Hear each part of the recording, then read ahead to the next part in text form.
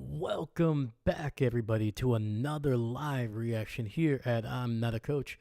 I'm your host, Dave Huerta. Thank you so much for joining us on this Monday night matchup between the Tampa Bay Buccaneers and the undefeated Kansas City Chiefs. So, heading into this matchup, man, Tampa Bay going to be without, obviously, their two top options at wide receiver.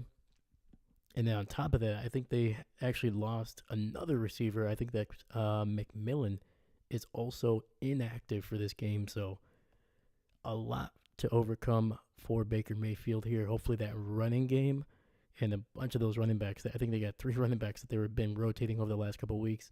Hopefully those guys can have a decent day to take some pressure off of Baker and try to do their best against a very, very tough Kansas City defense. And on the other side, we've known what this Chiefs offense has done. They've been looking pedestrian for most of the season, but I feel they're starting to be, hit their stride a little bit here, and they're getting healthier. They're bringing in guys. DeAndre Hopkins obviously came back. They traded for him last week, and it's only going to be the longer he stays in this offense, the more rapport he can get with a guy like Patrick Mahomes, and as well as all his other receivers. It's just going to get better and better, I feel like.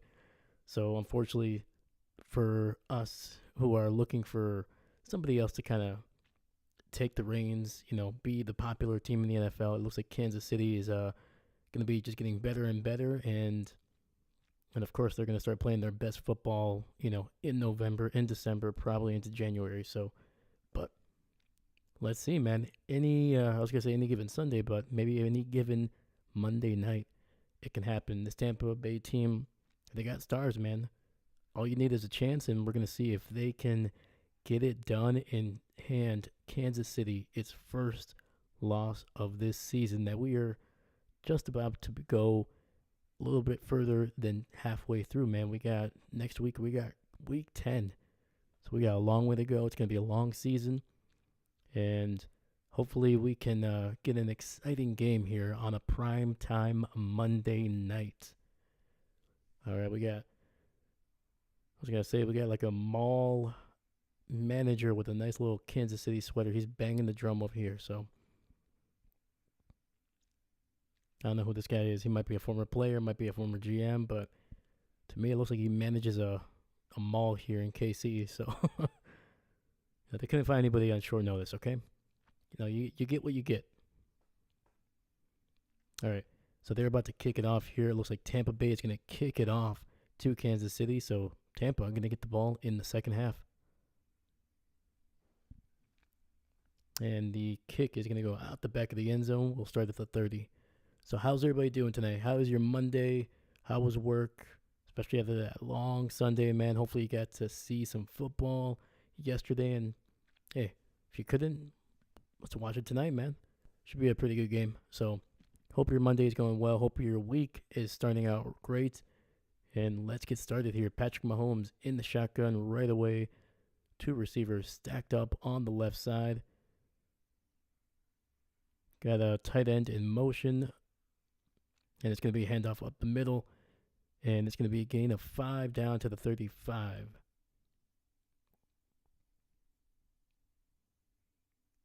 And now that was Kareem Hunt, man.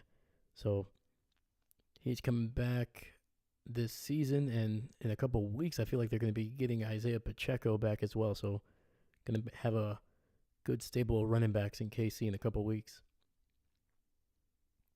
All right, 2-by-2 formation. Shotgun. Mahomes throwing to the right. Gets it to his favorite target, Travis Kelce, for a gain of, it was like 4.5, so they're going to mark him just shy.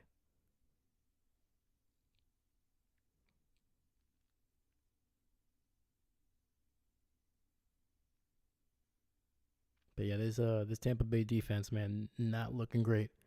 Giving up the second most yards per carry in the NFL, and on top of that, they are one of the worst in terms of point differential or points given up by a defense here. Quick run, and I think he got it. Yes, he did.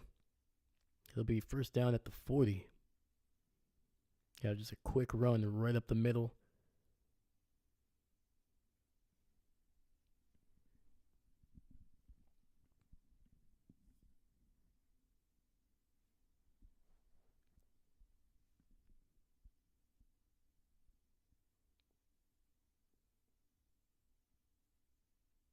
All right, Mahomes under center.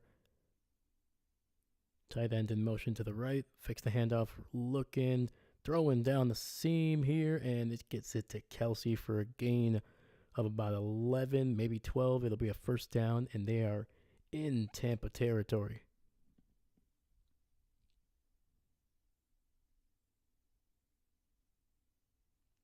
Yeah, I can tell you right now, that was one of those Kelsey routes right there. Basically looked like he was running a post from the slot there, but then kind of went straight up, got a little bit to the right, and then just settled in back into the middle.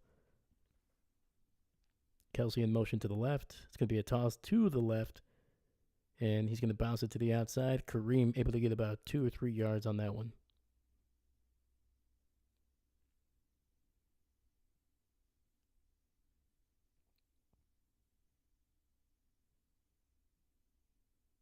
And that was a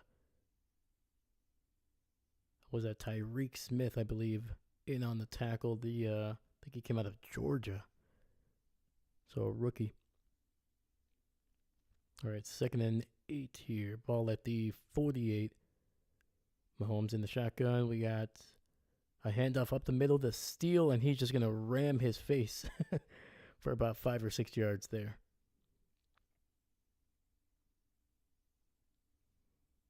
Yeah, Carson Steele, he's a simple man. Just run the ball, and then if there's somebody in your way, just ram your face into him.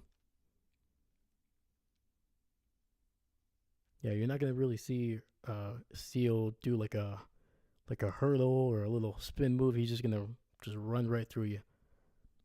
Xavier Worthy in motion to the left, shotgun 2-by-2 formation. Mahomes easily finds Kelsey, and that's another first down, a big yardage after the catch.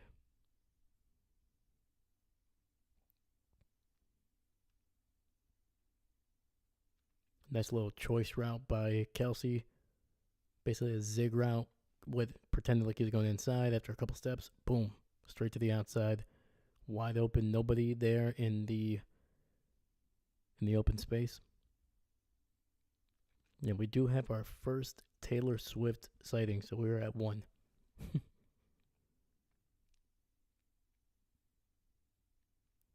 Xavier Worthy in motion, fakes the handoff. Mahomes looking, throwing it to the left, and that is a wide open Xavier Worthy.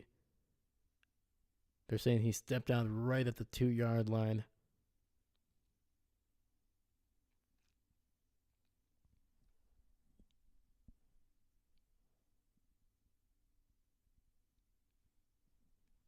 Oh man, let's see here. You got one. That might not be a catch there, man. That should be an incomplete pass for sure.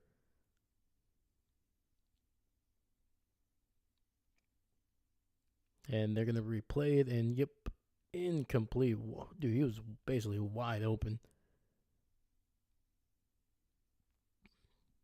Let's see what the heck happened here. So that was Xavier Worthy. He was motioning out to the left side there, and the safety just completely let him go. Obviously, he was more worried about the guy running straight down the field. So Mahomes had his options of whoever he wanted, and the safety just chose the center of the field, and that left Xavier wide open. Fortunate for Tampa, an incomplete pass.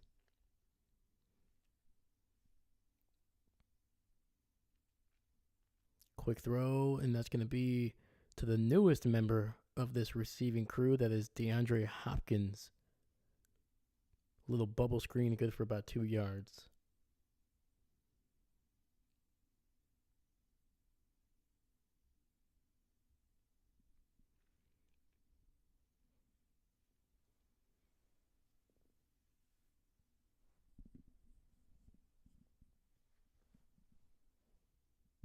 All right, shotgun, 3 receivers to the left here. Kelsey alone to the right.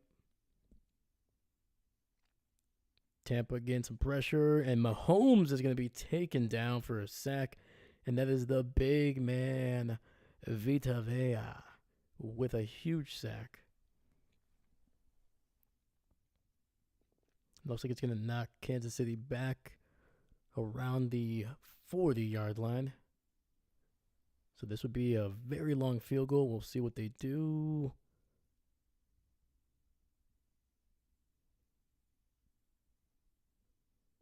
And they're going to punt it.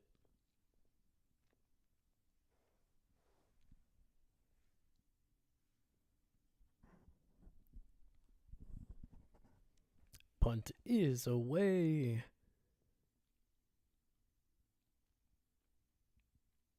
And I think their punter is still Matt Ariza, right? They picked him up this year.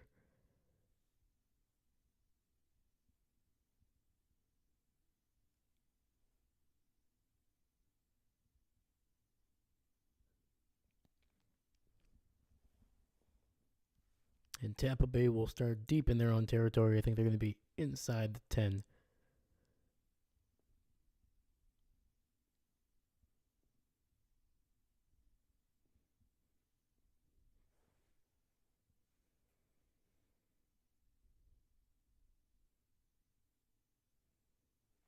All right, man. This Tampa defense doing its job.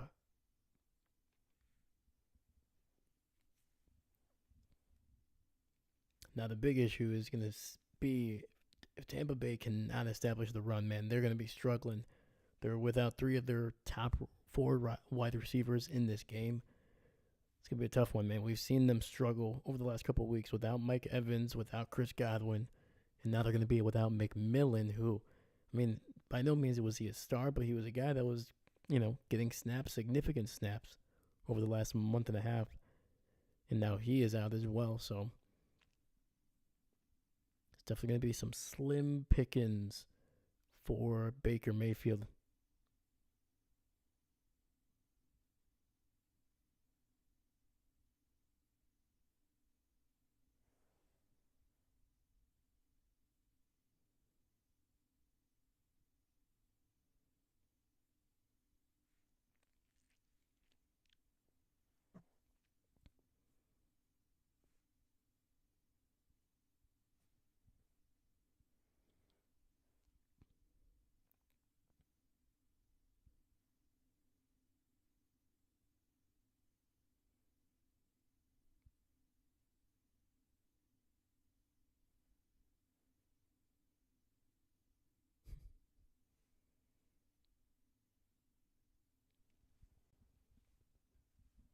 But obviously, heading into this game, Kansas City 7-0, undefeated. They've not looked great on offense for most of the season, but they always find a way to win. They always find just enough to have enough points than the opponent at the end of the game. So it's all that matters. That's what they've done basically the last 2 years, or a year and a half, actually. So we'll see.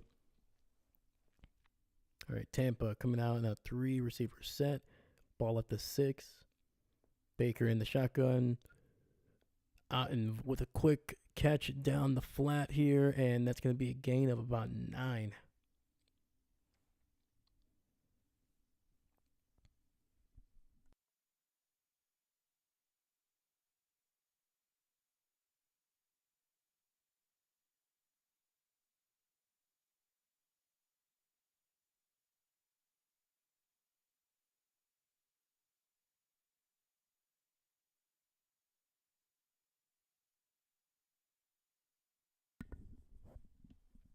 All right, 2nd and 1, ball at the 15-yard line.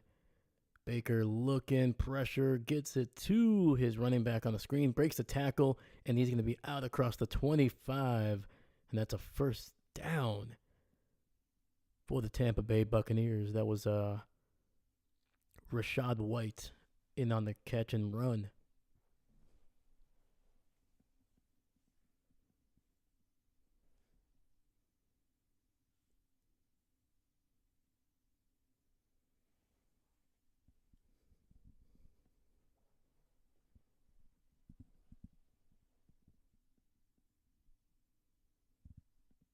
All right, two receivers to the left, single back in the backfield, receiver in motion to the right.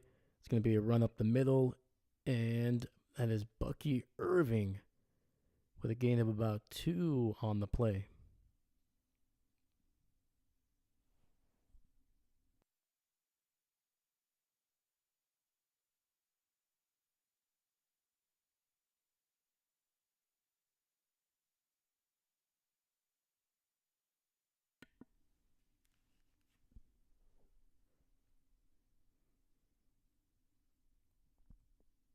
All right, we got 2nd and 8. Kansas City has 5 on the line. Baker looking, throwing it deep to the right, and he nearly gets intercepted by Reed on the play.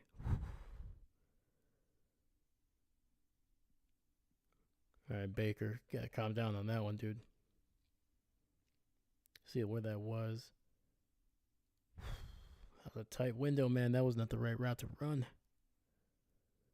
Palmer, he was trying to get the ball to Palmer, basically running a corner route, but he was basically running right underneath a corner there, who basically almost undercut the route. 3 receivers to the left, Baker in the shotgun.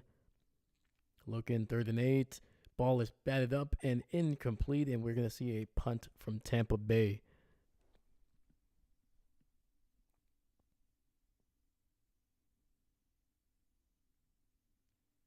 The ball was batted, was it at the line? Yes, it was.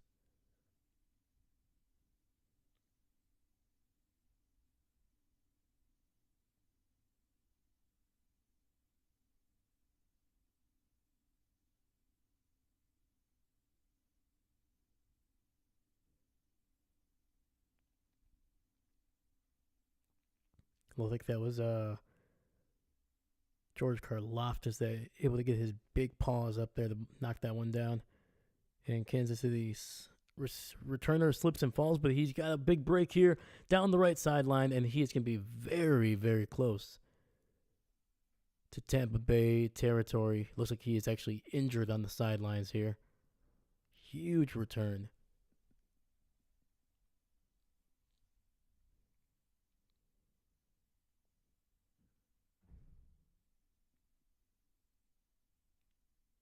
And that was McCole Hardman with a 33-yard punt return.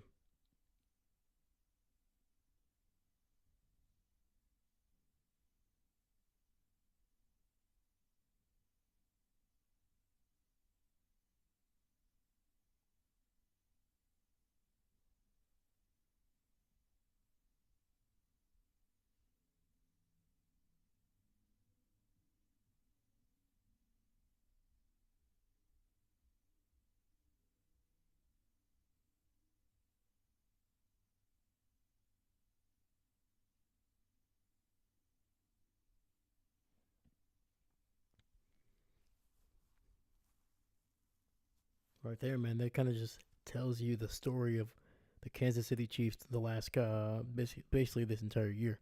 Defensive, able to make a big stop, and then the special teams able to set the offense up in great positioning, whether that's great field position or just getting them in a spot where they can at least get quick points, even if they don't get a whole lot of yardage offensively.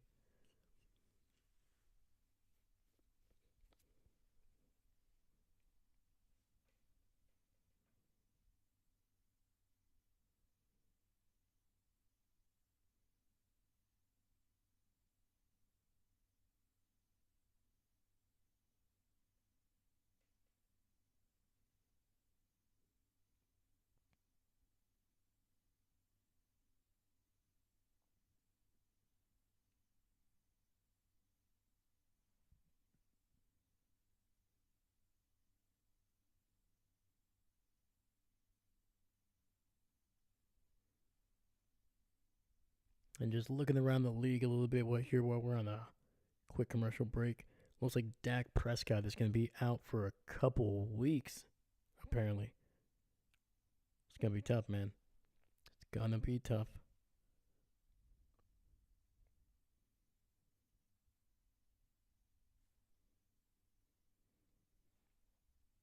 So McCole Hardman is walking into the locker room.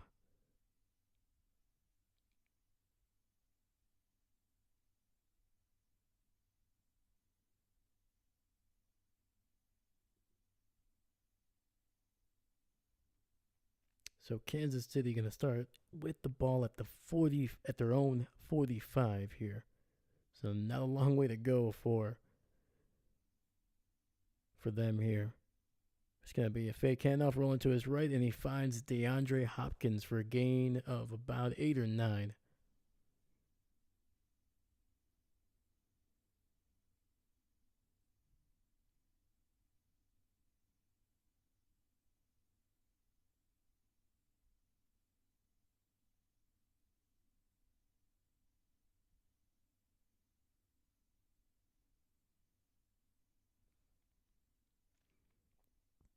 All right, shotgun, 2 receivers stacked up on the left side. Kelsey in motion. Quick throw down the sideline here to the right, and that is DeAndre Hopkins with a huge gain, getting to about the 30-yard line.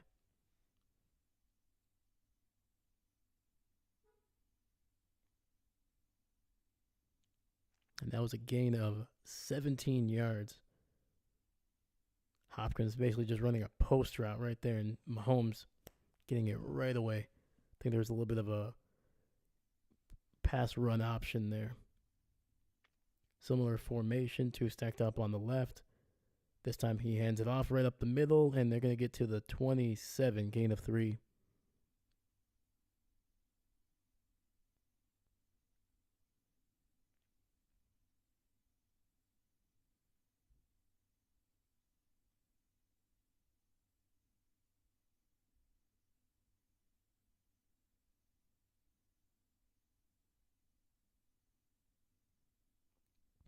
All right.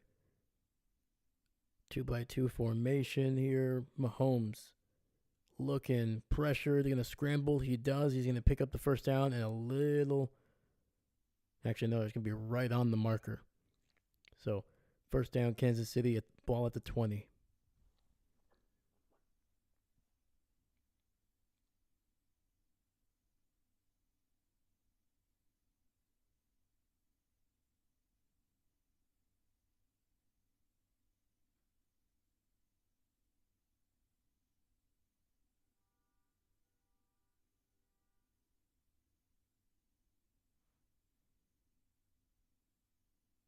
Kelsey in motion to the left. It's going to be a toss to the left, and then an end around to the right.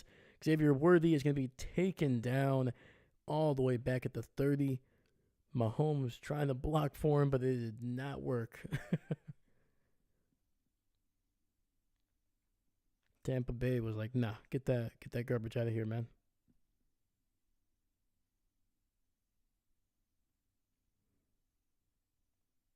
The initial toss was to Samaje Perine. And the guy who made the tackle in the backfield was Yaya Diaby. So second and 20 all the way at the 30. Mahomes looking, throwing it underneath the coverage, and it's going to be good for about 4, maybe 3 yards. Getting it to Hopkins on that little sluggo route underneath.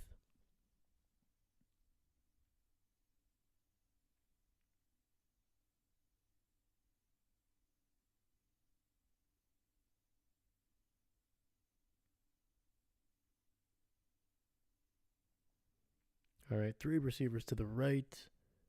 Samaje Perine coming in the backfield to his right as well. Mahomes flipping it to him. Should be a little bit of a screen, and he's going to get to the 22. So it looks like KC is going to be settling for a field goal attempt here.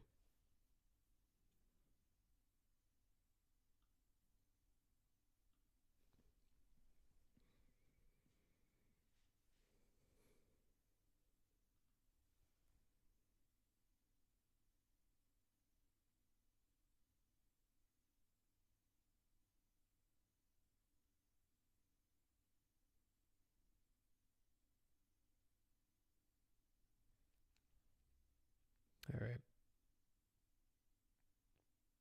Kerr's kick is up and right down the middle.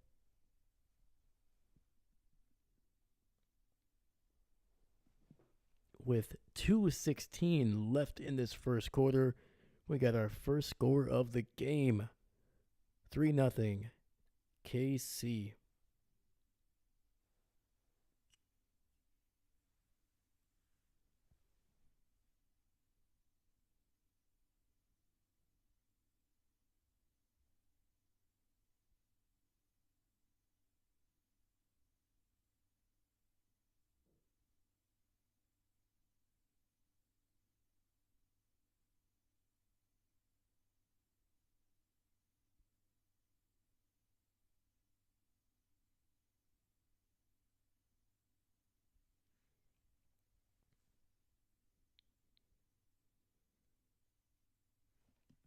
Yeah, it looks like KC starting a little bit slow here,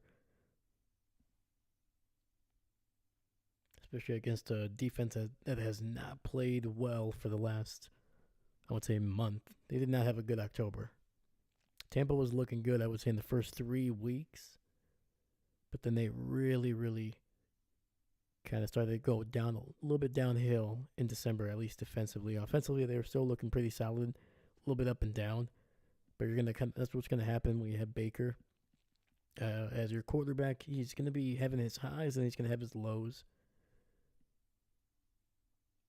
But man, dude, it's been a rough one for this defense for a bit, dealing with some injuries as well, big injuries. And now the offense, unfortunately, is dealing with some major injuries, long-term ones. Chris Godwin is going to be out for the year. Mike Evans, who knows when he's going to come back. He tried to come back a couple weeks ago when he re-injured that hamstring. And especially with the hamstrings, man, it can last a long time.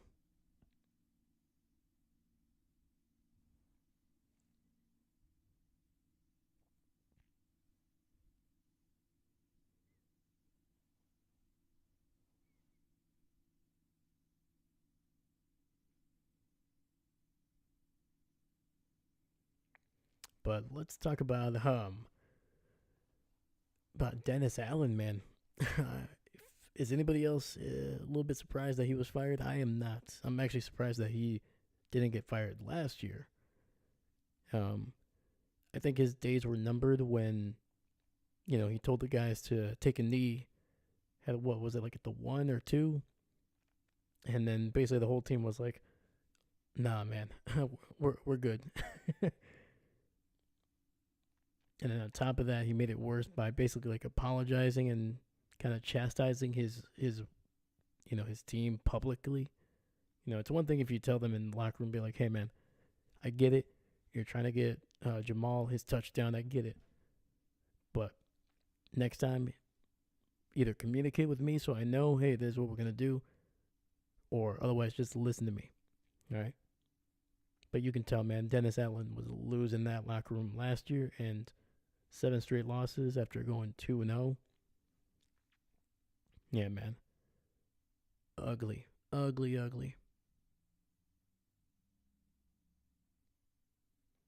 right. Baker under center. Single back in the backfield. It's going to be a run right up the middle, and KC was ready for that one. Gain of maybe half a yard.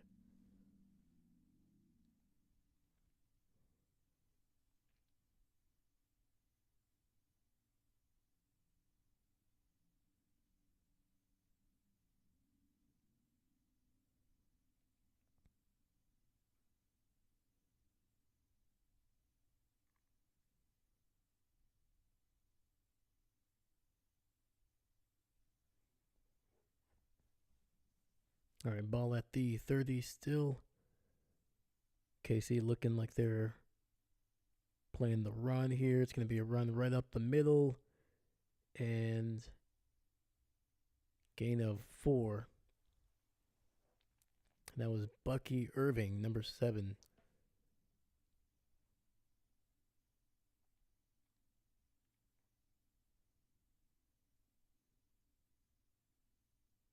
You got to give it to Spagnolo, man. This guy has been producing just great defenses for what, about 15 years, right? Because he was the DC when the Giants won the Super Bowls a couple of years ago, about a decade and a half ago. Baker looking, it's gonna throw, nope, trying to hold on to it, and he's gonna be spun down for a sack, and that is George Karlaftis making a play. There is a flag on the field though. So we know it's going to be a hold, but who's it going to be on? It's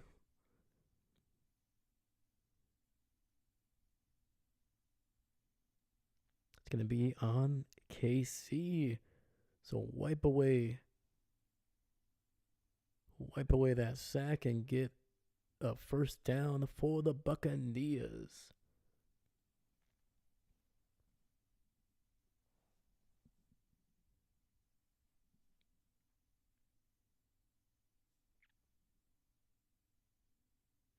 That was on number 27. Is that Connor?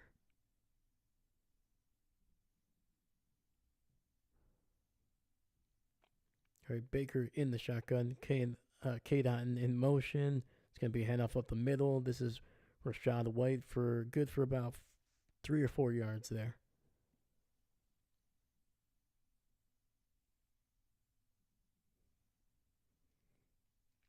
All right, looks like that's going to be the end of the first quarter here in Kansas City. They take the lead, or they have the lead here with 3 points.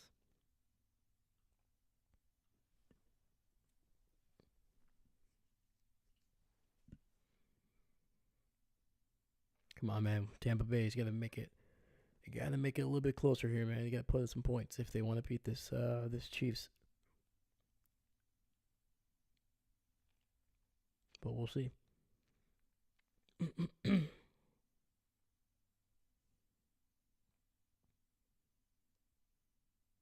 But going back to Dennis Allen, like I said, man, he basically lost that locker room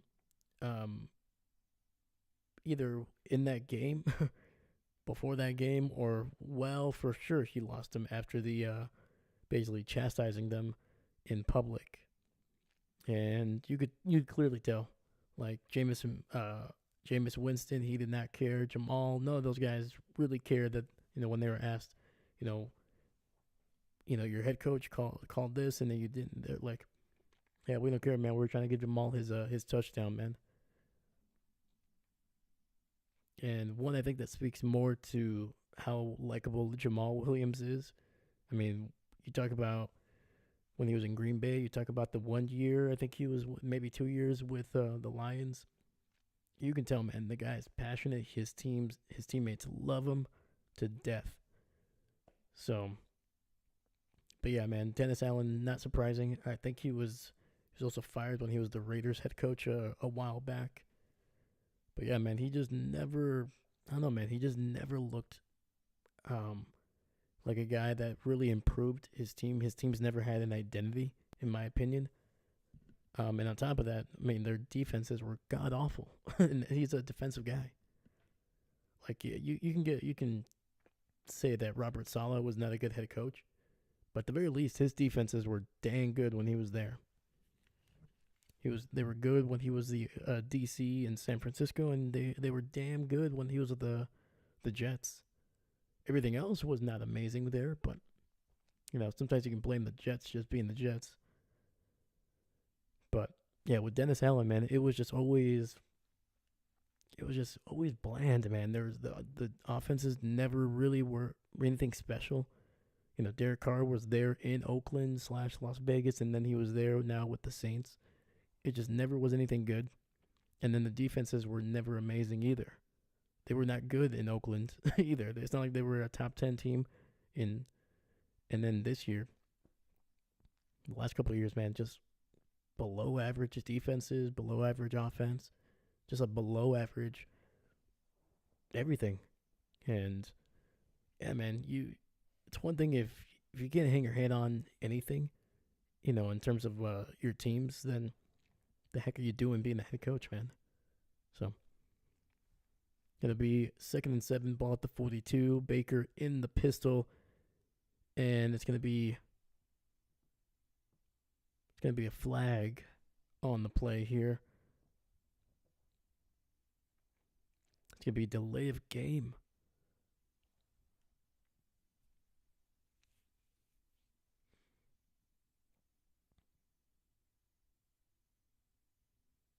Yeah, that's a tough one right there, man.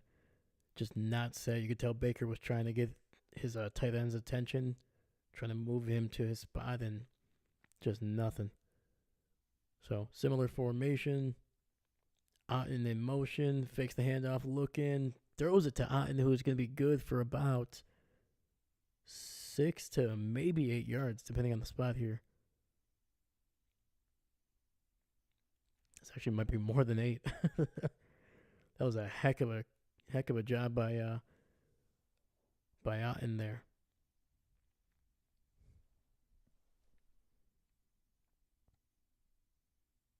Yeah, they picked up, looks like about 11 on the play.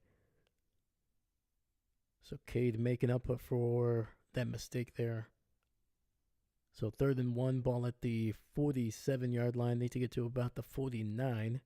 It's going to be a little end around. They're going to get the first down and more, down to the 40 for 35, and he's going to be out across the 30. It looks like very close to it at the very least. That is Justice Ross, number 17.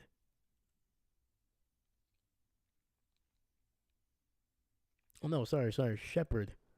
Ross was the guy that knocked him out. My apologies.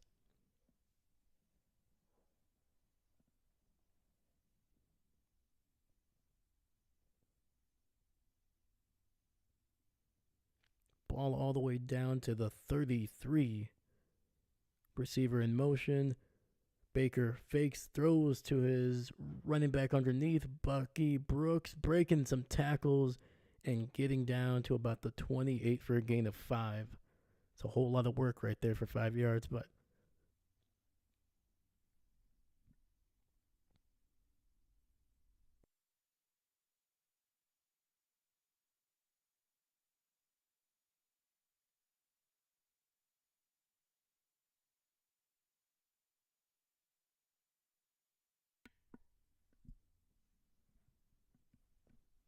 all right, 2nd and 5, ball at the 29 officially. It's going to fake the toss, go up the middle here. That is oh no, that's still Bucky Brooks, who's going to get down to the 21, and that is a first down. Oh, I like that one. I really like that one. So Bucky was basically in the slot, but a little bit tighter to the formation. They had the running back there. And then when the snap happened, the running back went to the left. Baker faked the toss and then just handed it off to Bucky, who was just coming into the right. But he didn't go around Baker. He went just in front of him. So that way he was just able to cut inside in between the left guard and the center. So very quick play there. And in motion, another throw to the flat, and he's going to be good for about 3 yards.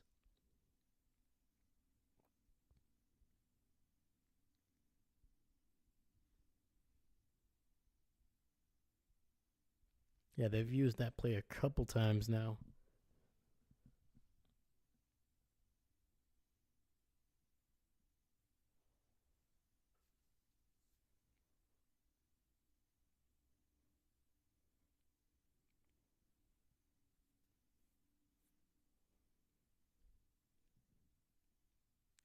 All right, 2nd and 8, ball at the 19.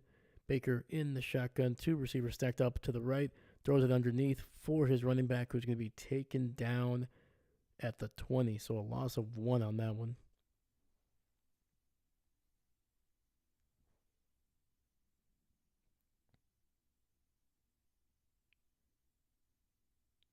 Yeah, Justin Reed just right away, as soon as that snap happened, man, he knew exactly where that ball was going to go. Came in like a freaking missile. All right, man, it'll be 3rd and 9 here. Do not throw a pick, please, Baker. Just get some points on the board. Throws it first down inside the 10, down to about the 7-yard line, and that is to Shepard. Shepard, man, having a nice little drive here.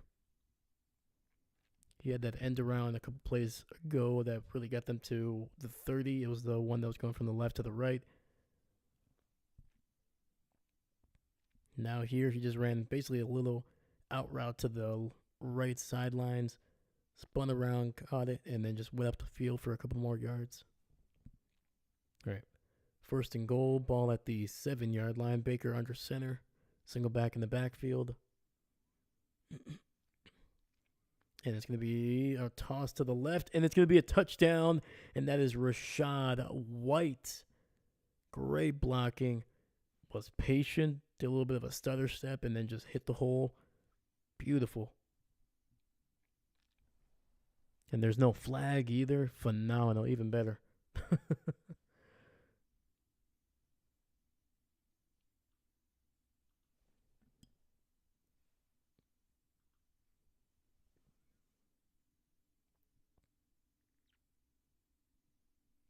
Just a heck of a job, man. Great pulling guards. The tight ends were getting there. Nice.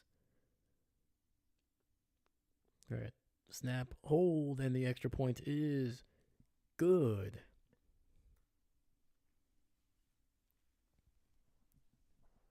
And with 10:23 left in the half, Tampa takes their first lead of the game, 7-3 here.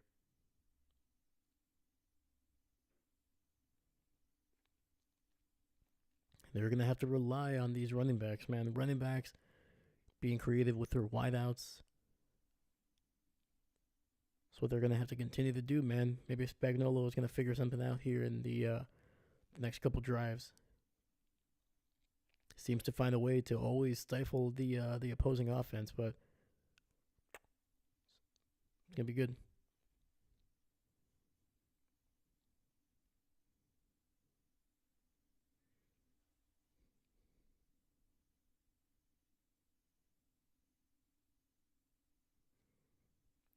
So the Cardinals traded for Baron Browning from the Denver Broncos. Not exactly sure why the Broncos are selling people. I'd be lying if I said I know a lot about Browning. But I know he's one of those guys. He's it's a good rotational pass rusher. He's going to be good for anywhere between 3 to maybe 6 sacks a year. He's not going to be your number one, number two option. He's 3 at most, 4, things like that. So I think Arizona knows that their division is kind of up for grabs a little bit. Things are a little bit tight in that division. You're about to see the 49ers get a little bit healthy over the next couple of weeks. Christian McCaffrey is coming back hopefully in a while. Seahawks are just, I don't know what's going on with the Seahawks, but they still have a pretty solid group of players offensively. Hopefully they can get DK back at some point.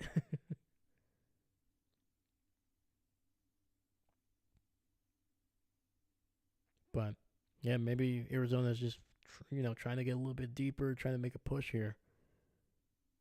I feel like Arizona's still about a year away before they can really potentially compete for a playoff spot, but right now that division is a little weak. The records are not great, so hey man, if you can get a chance, why not, right?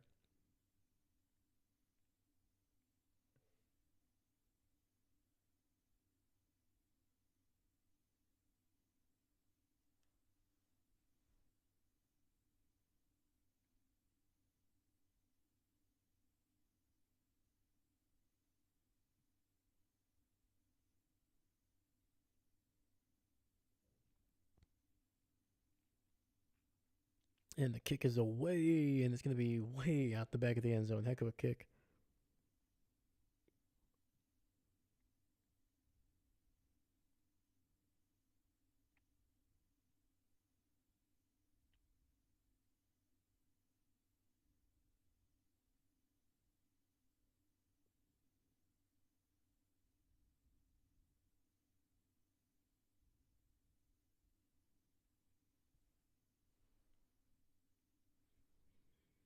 All right, Mahomes under center, fullback, and it's going to fake the handoff. Looking, pressure. He's going to dump it down to Kelsey underneath, and Kelsey's going to lose about 2 yards on the play.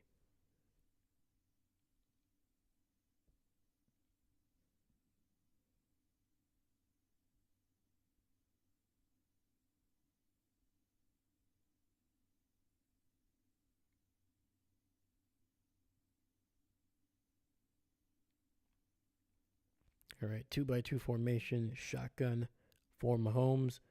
Looking, throwing immediately to the left, wide open. That's going to be to his backup tight end for a gain of about 11 or 12, so a first down. Very soft coverage by Tampa, especially to the outside.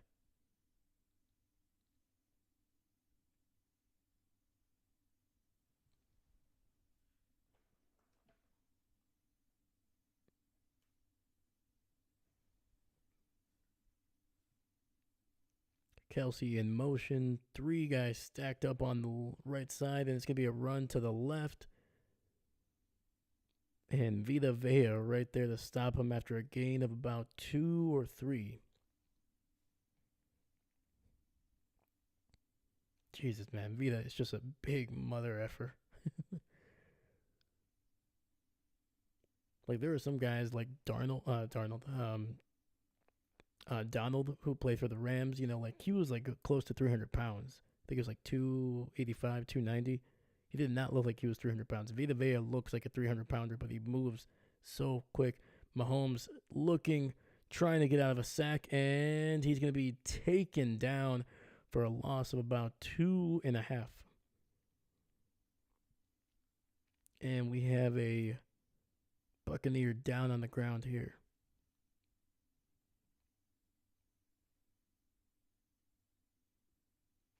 Looks like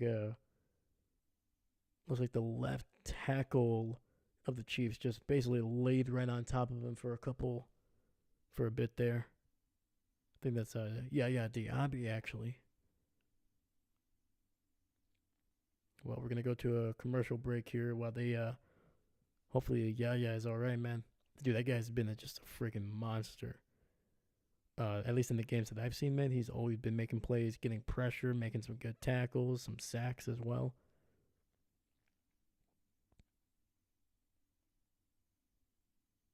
So hopefully he's doing well. Hopefully he can get off the field, and he's clear to play, man, because they're gonna need him in this game.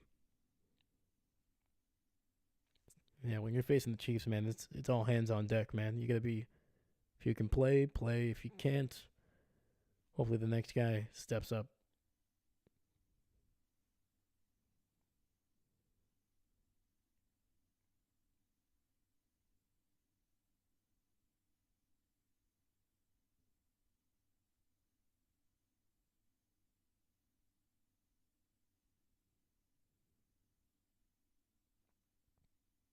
Okay, so now looking into the Browning situation, he was going to be an unrestricted free agent for the Broncos. So obviously, I knew it had to do with something because I mean the Broncos are well in the fight for a playoff spot. Are they going to win the division? Probably not, but they're not too far off. But they are definitely in a position for a playoff spot, potentially, anywhere between 7 and 5 in terms of seeding. And then, but the reason, obviously, they're about to lose him, they probably were not going to re-sign him, so might as well get something for him. And they got a 6th-round pick for this year, so makes a little bit more sense.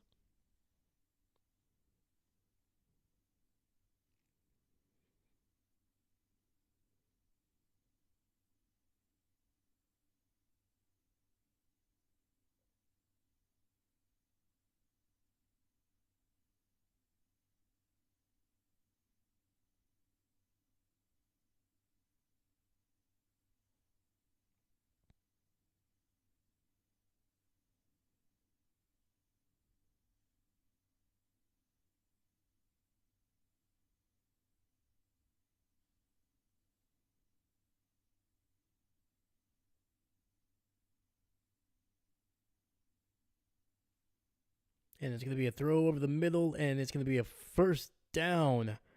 That is to Watson. They got it to about the 40 of Tampa Bay. So big one right there for him. Let's see, he was on the right side of the formation and just running basically, what was it, like I'm not gonna lie, I'm not 100% sure what that route is called, but it basically was like a stick route, but just kind of angling it to the middle of the field. So 1st and 10, ball at the 40. Looking, Mahomes throwing it to his left there, and then it's going to be to Kelsey, who's going to be good for maybe 2 or 3 yards with his forward progress stopped. So far, man, Tampa has been able to get pressure. They got pressure on that one. They actually able to take Mahomes down after the throw.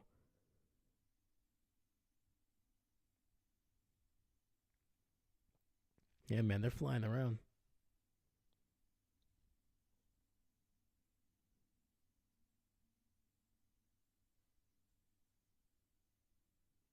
And fakes the handoff. Going to Xavier Worthy on the end around bubble screen, basically. Almost like a swing pass, and that goes absolutely nowhere. It might have lost some yardage on that one. Yeah, Xavier started on the right. Pre-snap moving to the left. Fake the handoff to the running back and try to get it to Xavier, but heck of a job by number 54, Levante David, fighting through the whole traffic there, getting past a blocker and then making a dang play on the ball. So it'll be 3rd and 8, ball at the 38. 3 receivers on the right. Mahomes looking, buying some time. He's going to throw it over the middle, and it's going to be caught by DeAndre Hopkins. There was a safety over the top who did not attack the ball. Literally just waited there for the ball to drop in right in the bucket. And I was like, dude, what are you doing? Hopkins with a crazy catch. There was a guy draped all over him, and then the safety over the top as well. Bad decision, man. You got to attack that ball.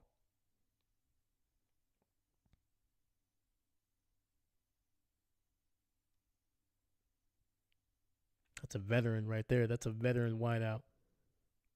Focusing on the catch. So inside the 5 down to about the 3, and it's going to be good for maybe a yard. I don't know if the play's been blown dead. No. It's going to be 2nd and goal, ball at the 1.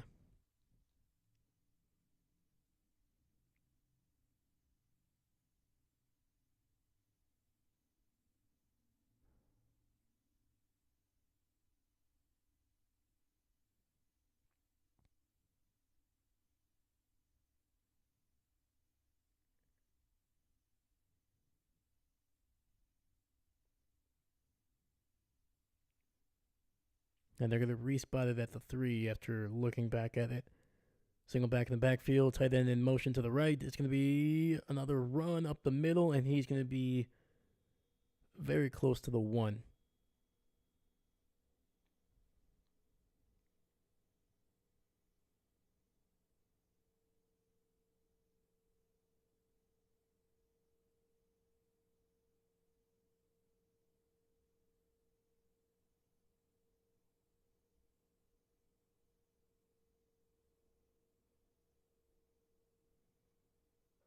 Shotgun running back to his right.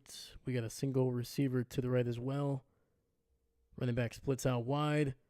Throwing it over the middle to a wide open DeAndre Hopkins. And that is a touchdown for KC. And dude, Hopkins had himself a drive on that one.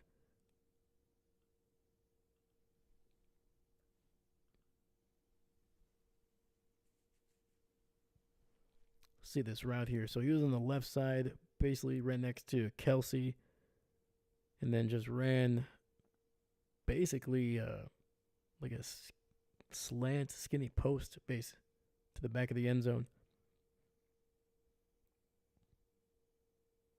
And the kick is up, and it is good, just inside that left upright.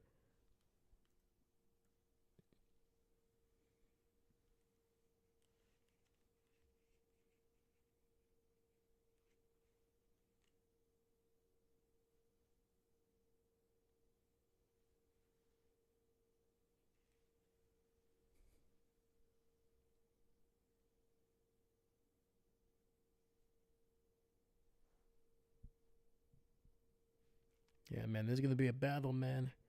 It's gonna be up to Tampa's offense whether this thing is gonna stay close or not. Because KC is gonna get their points, man. They're gonna get it somewhere around the 20, mid 20s probably. It's gonna be up to the Buccaneers if they can keep pace.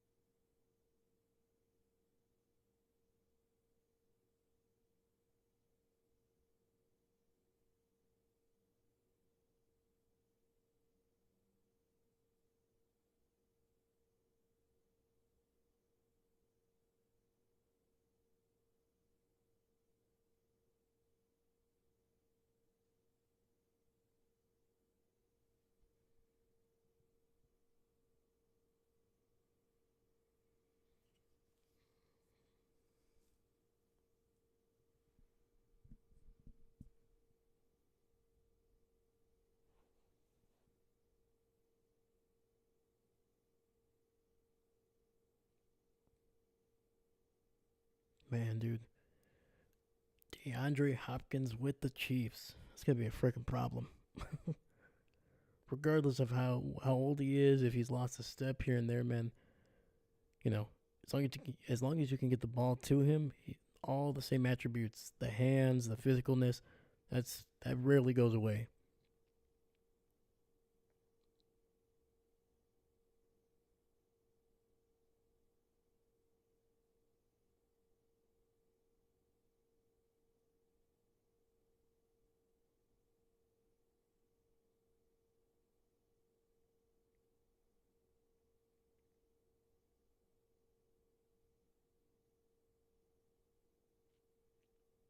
Yeah, man, Hopkins is he could be on his way to a big night.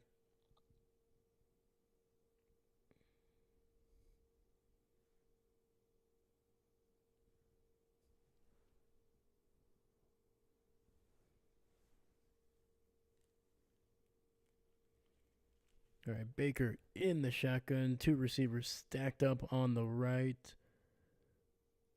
Rashad White in motion. It's going to be a handoff to Bucky Brooks up the middle. Gain of about 3. I don't like that spot, man. That was at least 4 yards. He was almost to the 35.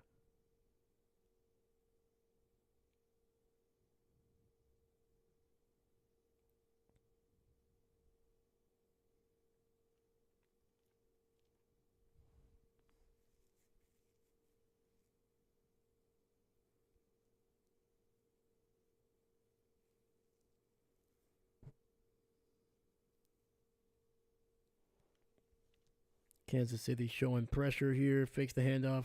Baker going to be sacked immediately back at the 20.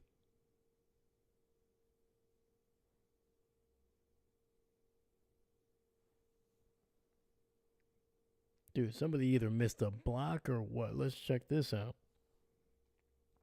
So Kadon in motion to the right. Oh, yeah, man.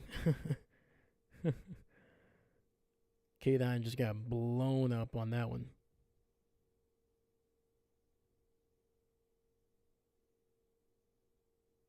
I think George has already 2 sacks here. It's going to be 3rd and 10. Baker looking, going to throw it underneath from the screen, and Rashad White is going to squeak through for a gain of about 6, but they're still going to punt.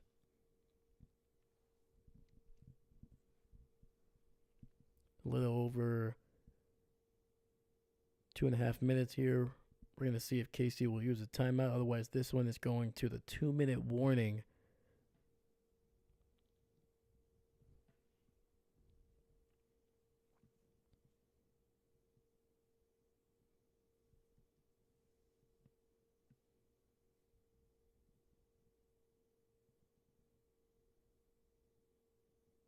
And we are headed to the 2-minute warning here in KC in the first half.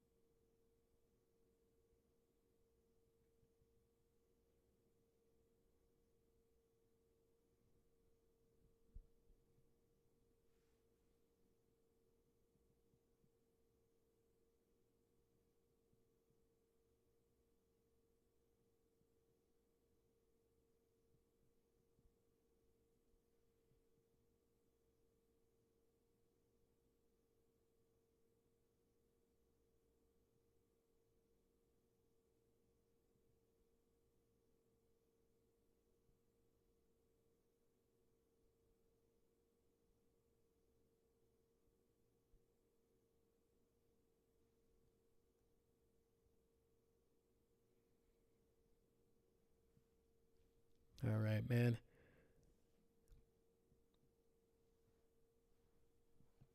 So what does Tampa Bay need to do here? They are, regardless, your defense is going to need to steal a possession from KC. So at some point in this game, but Tampa Bay, man, they got to reward what this defense is doing. Yeah, they've given up 10 points, but they've been pretty darn solid throughout this first half. Hopefully they can hold KC to no points here. That would be huge. But Tampa Bay, man, they have not been able to really establish the run. And you can tell, man, right now KC is getting better and better at stopping these passing downs, these passing plays. Because early on in the game, you could see Tampa Bay was moving the field a little bit, especially after that first drive. But man,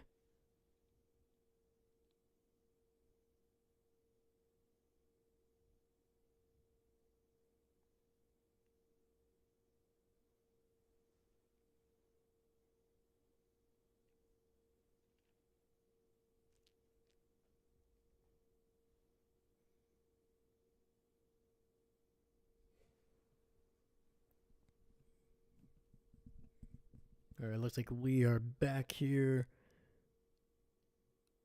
waiting on this punt, and it looks like, is that McCole Hardman?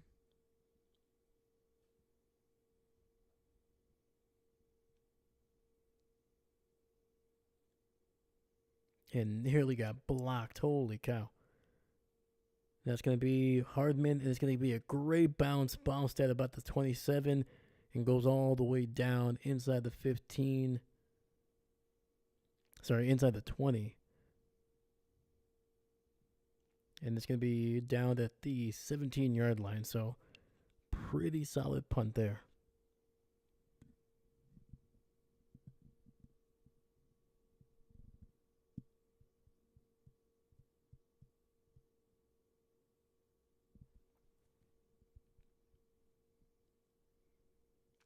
Dude, there's a commercial with Tebow and RG3, man. It's been a long time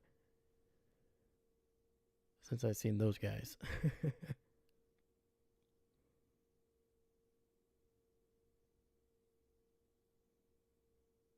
All right, good news is we got Yaya Diaby back on the field here. Ooh, nice little pitch to P. Ryan down the middle here underneath the coverage, and he's going to be good for about 11 yards.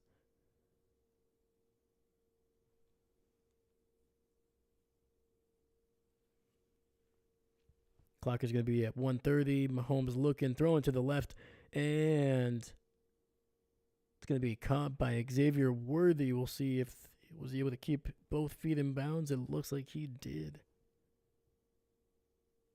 Maybe.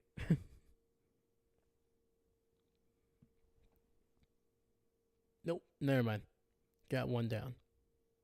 Great hands, though.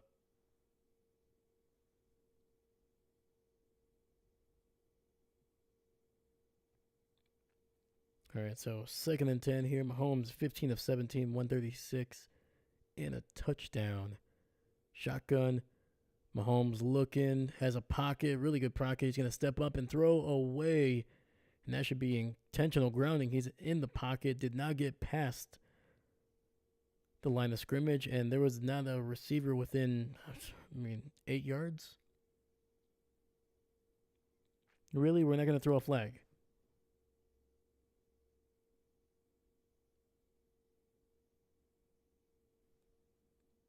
Telling you, man. I tell you. Makes me sick.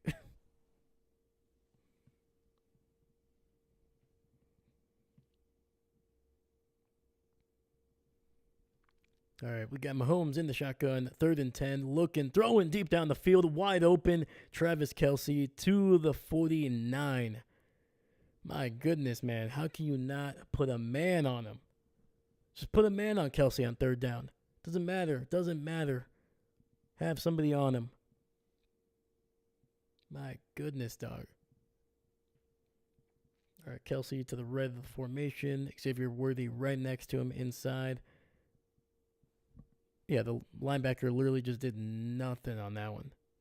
Sorry, it was number 3. Just absolutely doing nothing. Didn't go with Worthy, didn't go with Kelce. Terrible zone, in my opinion. Just because you're in zone does not mean you just stay in the single spot, man. You can drift. Drift to one side, man. Pick somebody. Pick somebody.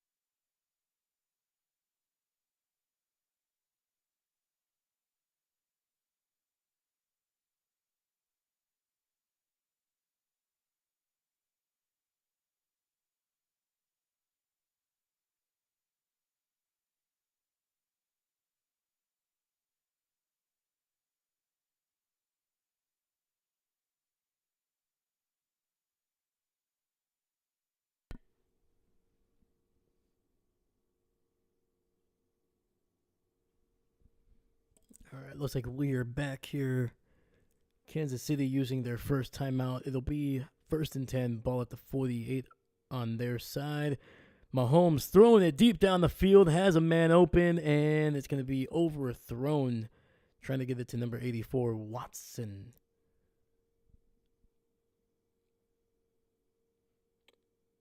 Watson doing a great job, man, getting behind the covers there. Just completely destroying McCollum.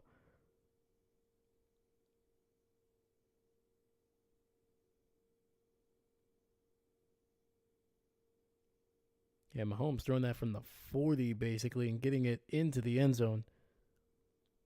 Kelce in motion to the left. 2 receivers on the left side. Mahomes throwing it underneath to Kelce, who's going to be good for... Oh, he fumbles.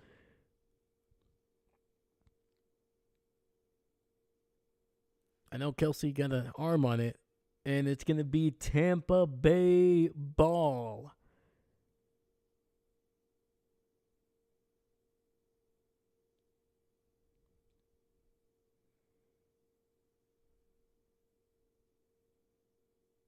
Ooh, oh yeah, that ball is definitely out. He initially was able to get it, like he had it in his hands, but it got ripped away from him pretty quickly after that. So by the time the refs got to him, he was firmly in Tampa's possession on that one.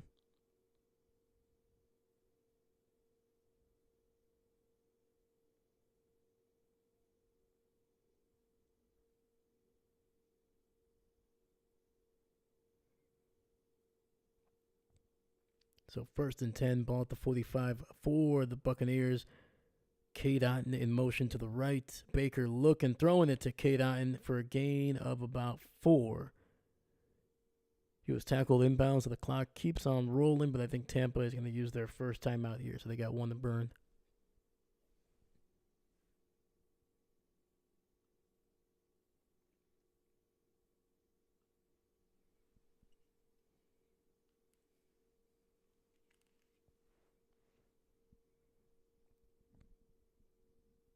And so far, Tampa's ability to run, some of their biggest runs have come from non-traditional ways. I described that one to to Bucky Brooks that kind of went inside at when he was in the slot position. And then you had the end around that I think led to the touchdown later on that drive. So hopefully they keep on doing that, man. You got to find different ways. You got to attack this very good defense in a myriad of ways. It's going to be a throw. Baker looking to his left, finds a man. Hopefully he got in because it's going to be close to a first down. And they're saying no. Shepard unable to tap the toes in.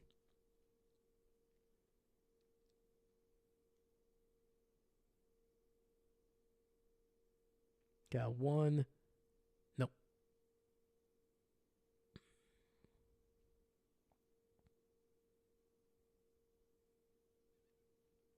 Come on, man. Tampa Bay, you gotta get some points here, man. You gotta make some points off of turnovers.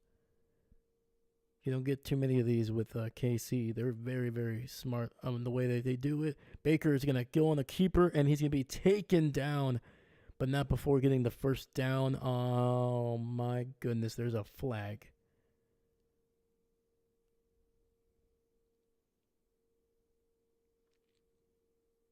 Wipe away the run. That was a little bit of a designed keeper by Baker there. I should say for Baker, but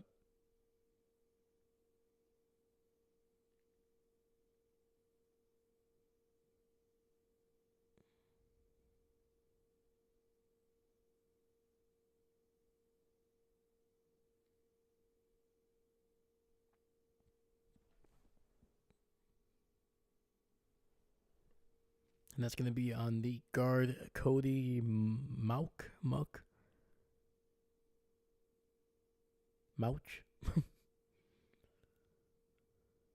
So it'll be 3rd and 14. They're going to be well in their own side here. Hopefully Baker does not try to get too crazy. Let's design something up to get one of these guys open, but we'll see. Pressure instantly, and Baker's going to run, and he's going to be very close. It's going to be about 4 yards short, actually. Got very excited.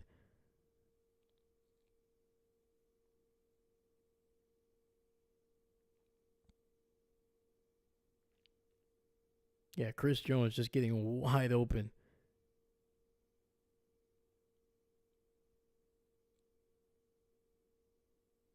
Oh, just absolutely spanking that freaking left guard, man.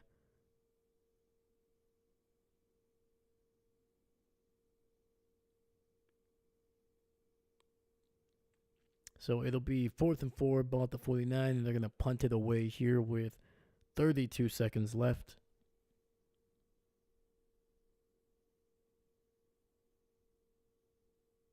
And then it'll be fair caught at about the 16-yard line.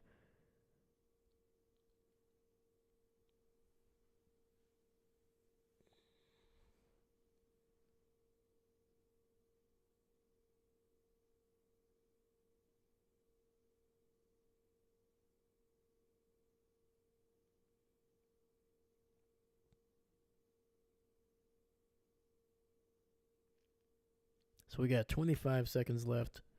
So DeAndre Hopkins, 6 for 55 and a touchdown. Kelsey, 7 for 51. First and 10, 3 receivers to the left. Mahomes looking, going to dump it down to Samaje Perine, who's going to be taken down at around the 20.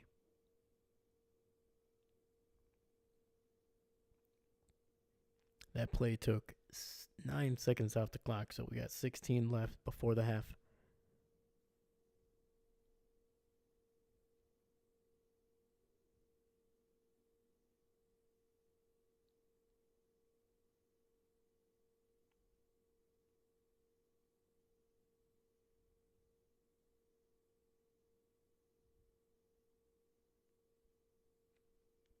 Second and 7, ball at the 20. It's going to be a run up the middle.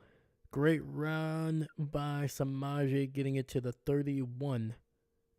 And KC's going to use their second timeout here.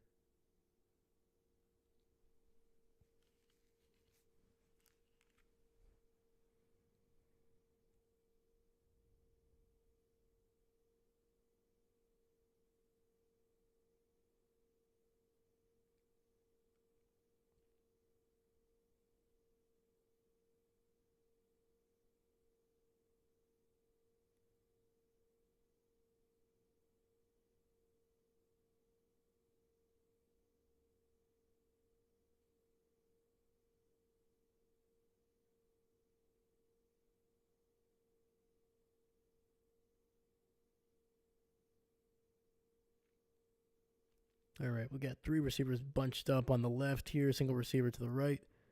Mahomes in the shotgun. 10 seconds left. He's going to look. He's going to be taken down for a sack.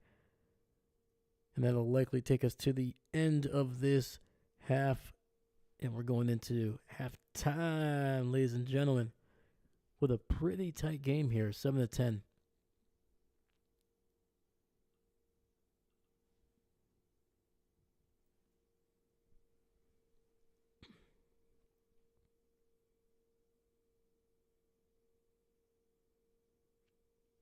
And remember, Tampa Bay does get the ball to start the second half.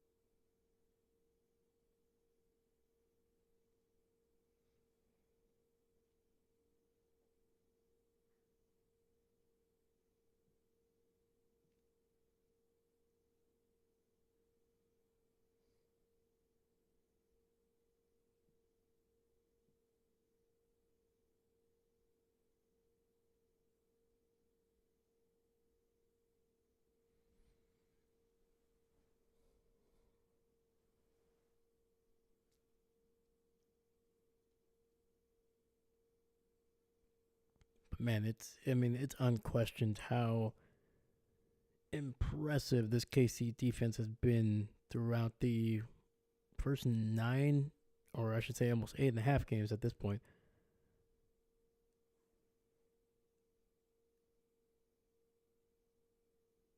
But man, dude, it's just looking at that catch by Hopkins, this offense is just gonna be a little bit better here. They're still working out some kinks. You can tell that they're still not running the ball as efficiently as you would want them to be. But when they get Isaiah Pacheco, man, that guy runs with so much momentum. And then on top of that, you have a group of wide receivers who are not as experienced. But I mean, you look at last year, man, they did not have the talent that they had last year. Their best guy last year was Rashid Rice, and he was still trying to figure things out. You had Marquez Valdez Scantling, who barely played a whole lot, or at least didn't catch a whole lot of passes. Now you have guys like Xavier Worthy, who is basically on the same level as Rashid Rice. DeAndre Hopkins is probably one of their best receivers that they've had over the last 2 seasons since they won in their Super Bowl run here. And Travis is still playing, his ball. He's obviously a long way from where he used to be, 3, 4, 5 years ago, but still one of the best route running tight ends, very secure. Clearly had a fumble, but, nothing too crazy. I mean, they didn't give up any points on that one. But yeah, man, it's this team is just going to be a problem for years. And this year they haven't been as impressive or as dominant offensively as they have, but their defense has more than picked up the slack. The defense seems to be better than it was last year, which is crazy to think.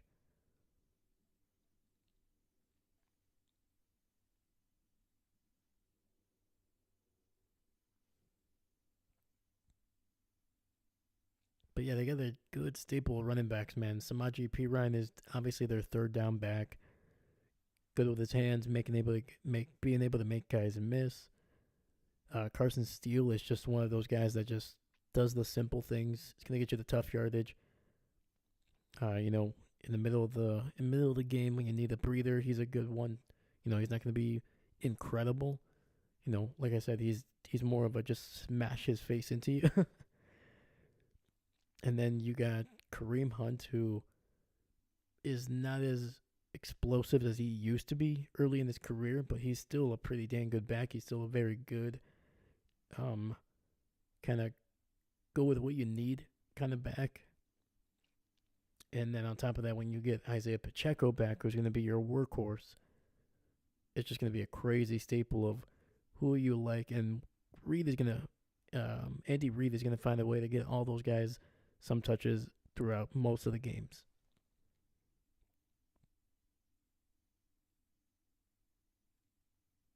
And who knows, man? They have until next week to basically trade for somebody else potentially. I think they're done, to be honest with you. They traded for Hopkins. They traded for Uche a couple days ago. So I'd be very surprised if they, made a big splash because I don't think they really have a whole lot of of cap room to, trade for. People were talking about like Myles Garrett, this and that, especially for Detroit. But those guys' contracts are so bloated that teams like KC, who has been basically just trying to find ways over the last couple of years to just squeeze out as much cap space as they can, they're not going to be able to do that. So, and plus, I don't think they really need it, man. George Karlaftis, Chris Jones, those guys just alone have been phenomenal. But you keep on getting guys like Leo Chanel who are just I don't want to say overproducing, but just producing at a fairly high rate. Guys that are not spectacular, but they're elevated because of the great players around them. And then finally, their special teams is just consistent, man. Just consistent as they come. They don't make big mistakes. They're not missing kicks, which is something you can see around the league. There's a lot of teams that are dealing with, kickers just not making the kicks that you would want them to, within 50.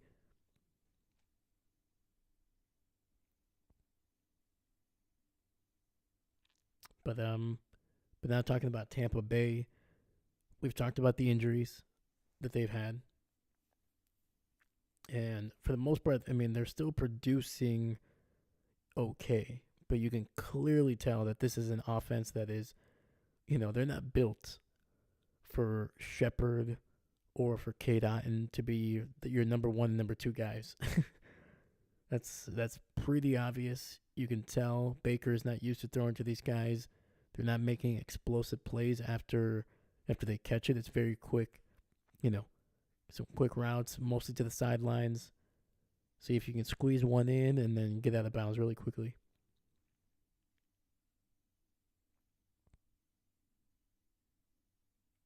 And yeah, when you lose a Hall of Famer like Mike Evans and a pretty dang good receiver like Chris Godwin, that's already going to affect your team. But then you lose a little bit of your depth with McMillan out. You lose, I think they've lost an offensive lineman this year as well.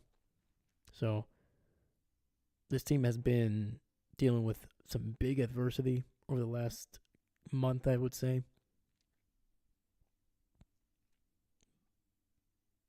And then, but I would say a bright spot, man. Their running backs have been solid. They're not spectacular, but they're versatile.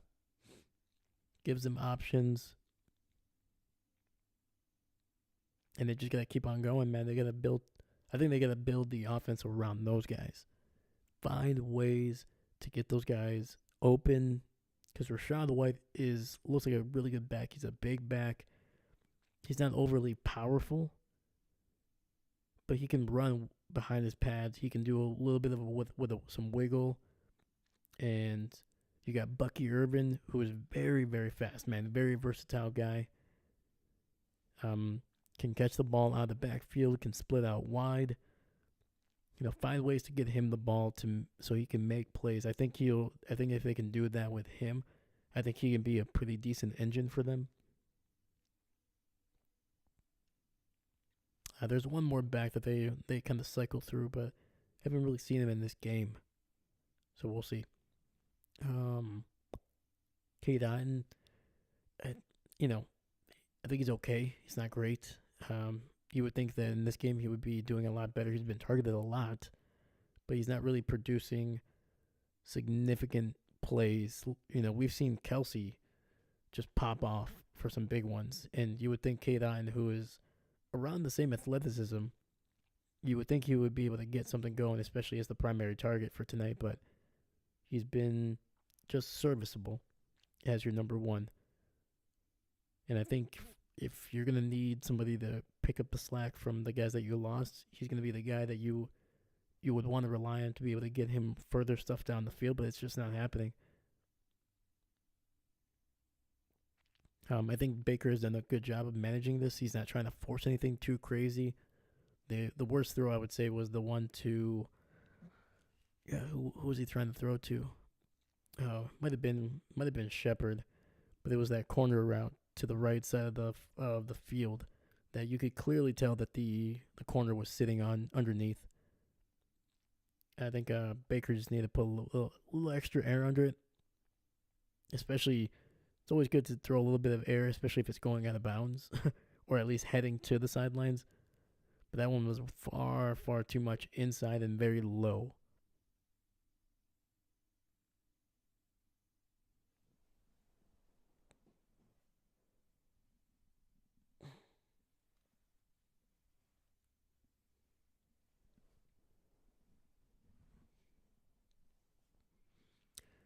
And I'm trying to think of what else here for the Tampa Bay Buccaneers. I think their defense has played well. They've caused, the turnover there. I think they've minimized some of the damage that the Chiefs have done, even with the explosive plays.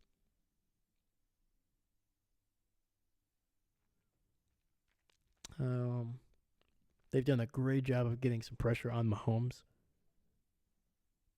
You can tell Mahomes has had to move a little bit more. He's been sacked already a couple times. I think 2 or 3 times, actually. But yeah, he's had to move out of his spot a little bit more, try to force it a little bit underneath just to dump it down. And that's when you need those linebackers, those corners to really rally to the ball and minimize anything after the catch. And they've done an okay job, but sometimes they have definitely let some of those plays kind of leak through, especially in the seam. Kelsey had some big explosive catches, even though I feel like most of his damage has come on 2 big catches. The safeties had to play better, man. Safeties they've been put in a position to, choose, right or left, which is never what you want. But sometimes they get caught in no man's land. Like that one to Xavier Worthy that ended up being incomplete to the left side of the field. The safety was literally caught in no man's land. He was kind of moving slightly to the center of the field, but if Mahomes threw that over the top, that could have been a touchdown. So the safeties have to do a lot of a better job of getting to the positions, forcing Mahomes to kind of realize that he's not just going to be able to just throw something over the middle of the field, deep down the field. Yeah, I think the secondary so far has not played amazing for Tampa. I think the front seven has been really carrying most of it. But we'll see if Todd Bowles can scheme something up here for the secondary to be just in better position, with a little bit better communication.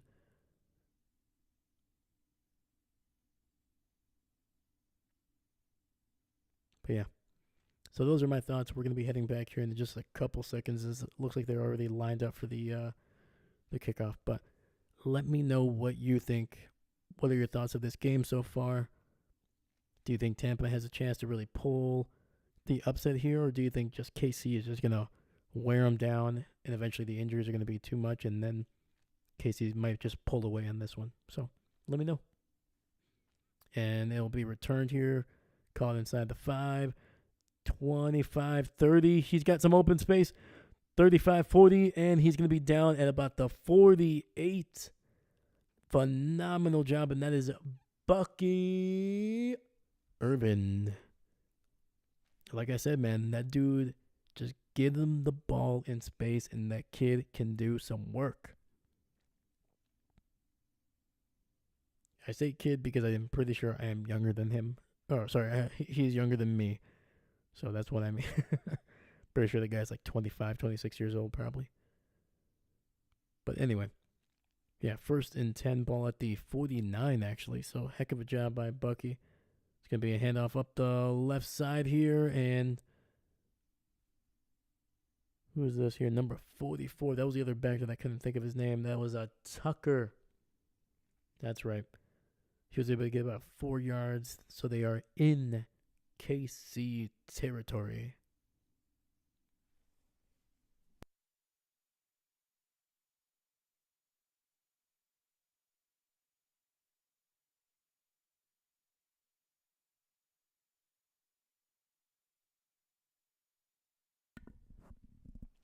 Baker in the shotgun, 3 receivers to the right.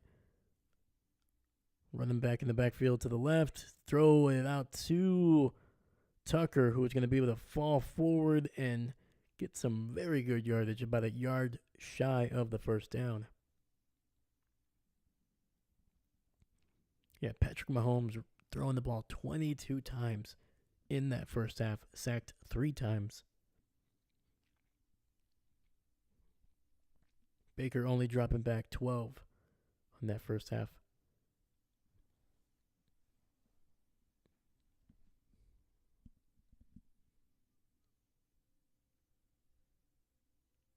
All right, big jumbo formation. And Tucker going to be able to bounce it out to the left, and he's going to be taken down by his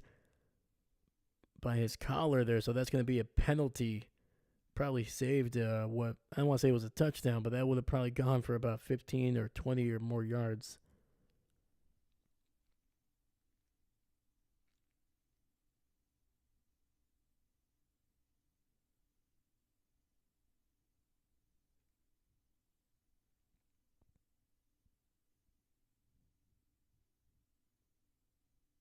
Oh yeah, man, 100% a horse collar.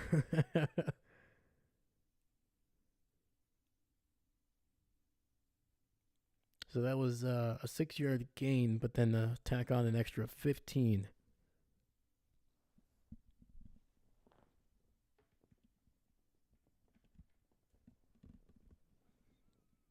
All right, Baker in the shotgun, 1st and 10, ball at the 22.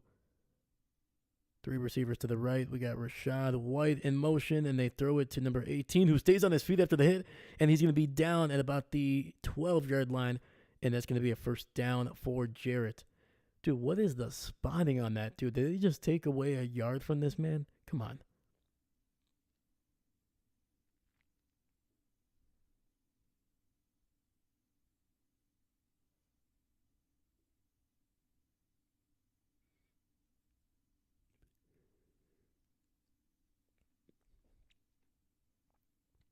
Yeah, number 18, man, took a shoulder shot on that one.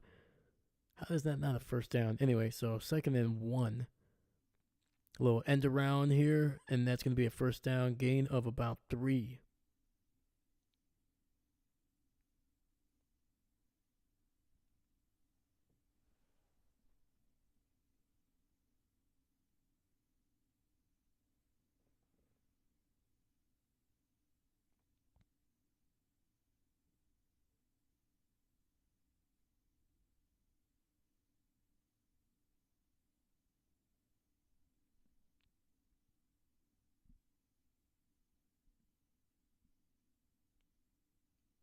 All right, 1st and 10, ball at the 11, so they can get a first down without scoring here.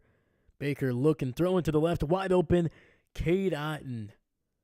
Let's go. Let's go. No flag, hopefully. I don't see anything.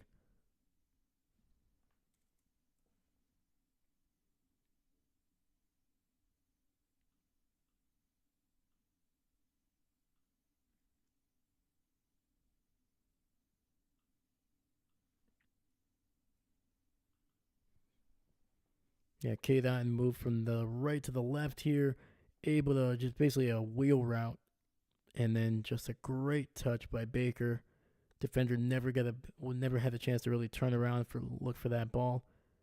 Kick is up, and it is right down the middle.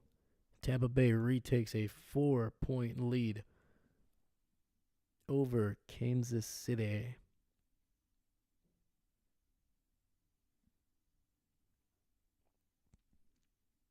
Dahlia, welcome, welcome. Hope you're having a good Monday. Let's go, man. We gotta get a win here for the Tampa Bay Buccaneers.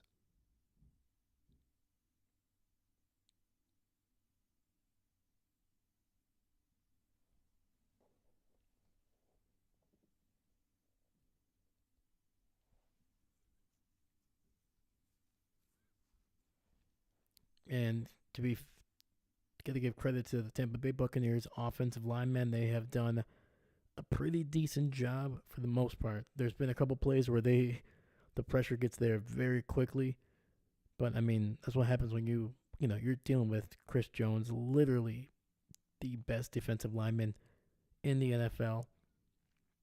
If it wasn't for Aaron Donald being a border easily with the one of the greatest defensive players in NFL history, Chris Jones would have easily held the title of best defensive player for a couple of years now. But now with Donald gone, I mean, you can see Chris Jones, man. He has just been a freaking monster for years. But Tampa doing a great job of minimizing that for as much as they can. They've only given up 1 sack, been a couple of pressures here and there, but nothing to where you see, Baker just, one after a while, Baker does get, a little bit of a happy feet and just kind of start forcing things, but he's been pretty calm. He's been pretty chill, and he's playing. I mean, he's dropping some dimes tonight. So,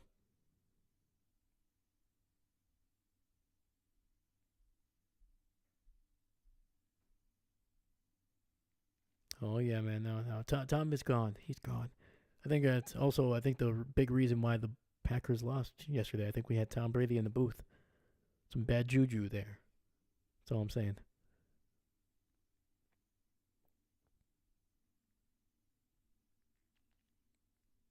If I'm wrong, prove me wrong, Tom.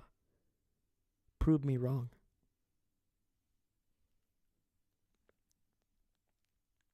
Busy Mondays. That's how it always is, man. Mondays are just.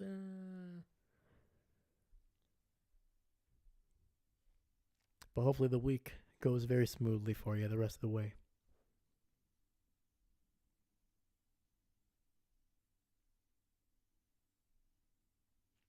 Kick is away, and then it's going to be out the back of the end zone. KC is going to start with the ball at the 30 here. First possession in the second half.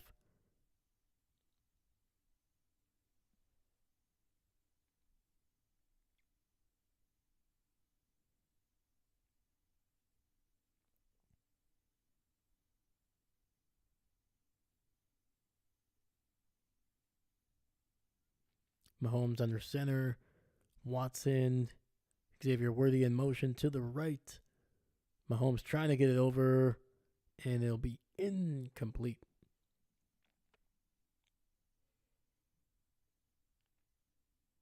Throwing it over his tight end's head there on that one. Actually, might have been Watson. He's a wideout.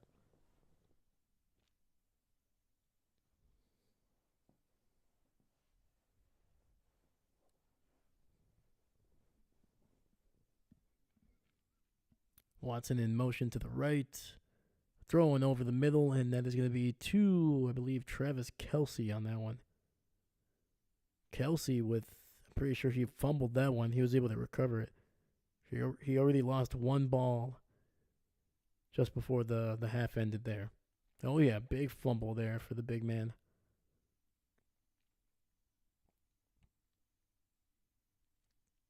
Man, Tampa Bay, man, they're being very physical with Kelce after the catch. So that is 2 fumbles, 1 lost, 1 regained. So they'll be 3rd and 10. Sorry, they're calling that a drop pass. Mahomes dropping back, rolling to his right, pressure, and he's going to be taken down for a sack, and that is sack number 4 tonight. This Tampa defense, man, coming into this game, they were not playing well for a while.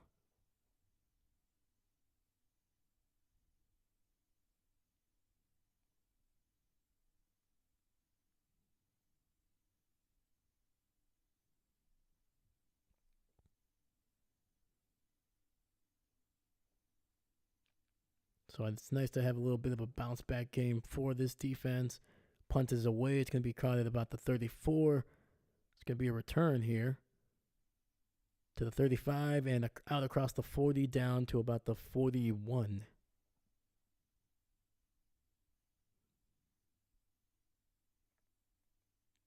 Yeah, no, I still don't understand how Mahomes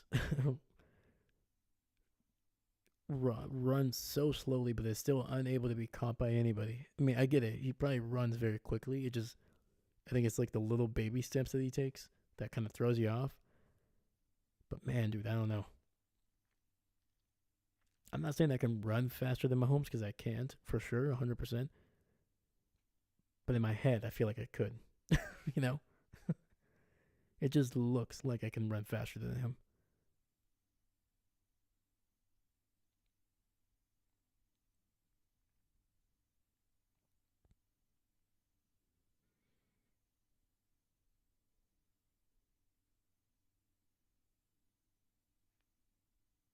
Oh, dude, that game with the Giants and Panthers in Germany, man. I think I said it before, man. I feel bad for the Germans.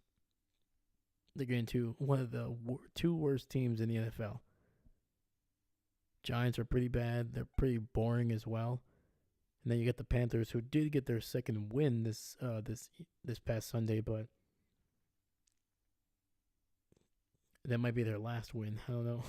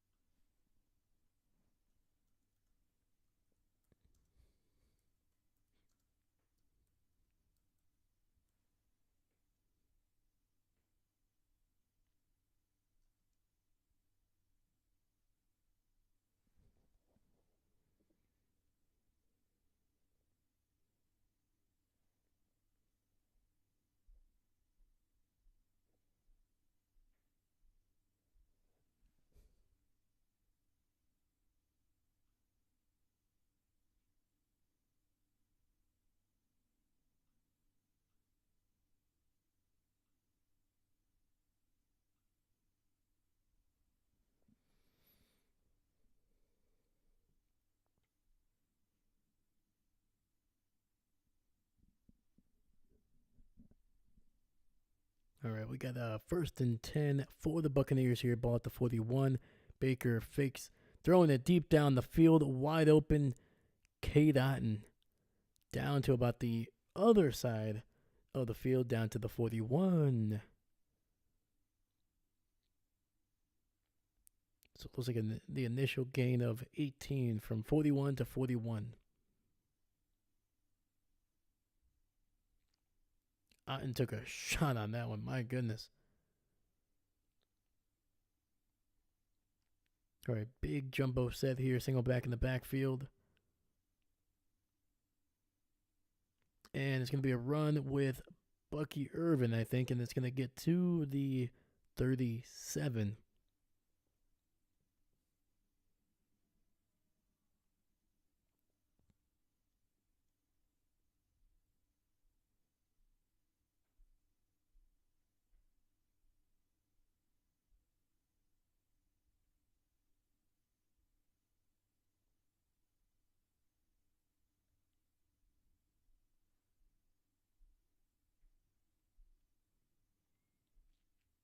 Second and 6.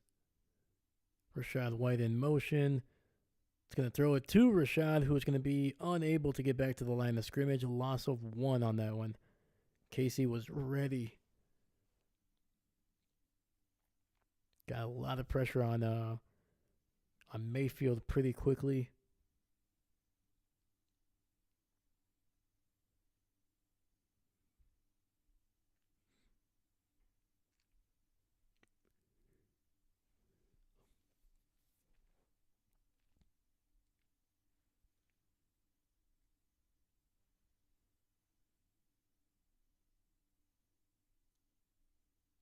All right, 3 receivers to the left. Baker in the shotgun, and it's going to be a false start for the offense. Right tackle completely completely mistimed the snap count on that one.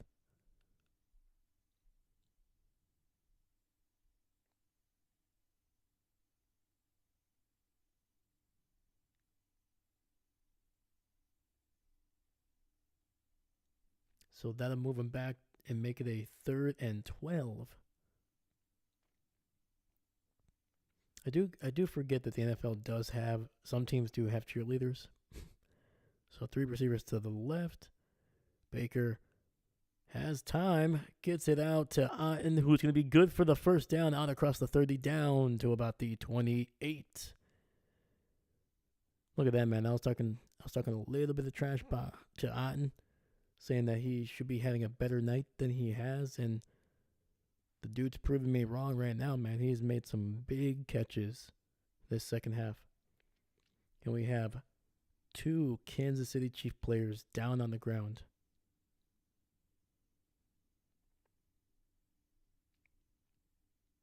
The clock is stopped at 7:58.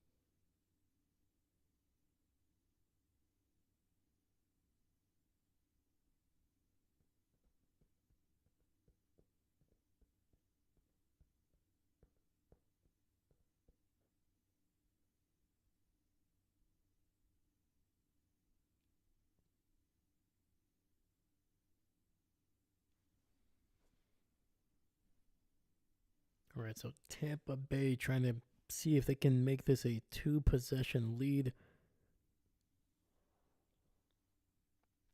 And like I said, man, they're going to need to put points up. This KC team, we've seen it countless times this year, last year, almost any year, basically.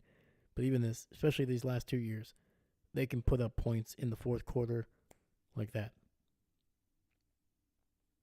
So both players in Kansas City were able to get off the field. They seem okay for the most part. George Karlaftis is off the field. We got 5 guys on the line for KC. It's going to be a run to the left. He finds a hole and is going to get to near the 20-yard line. Nearly broke it all the way. But there is a flag on the field.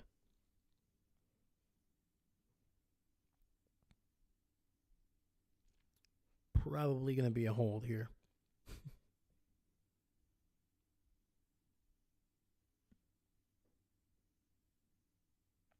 That's what we got.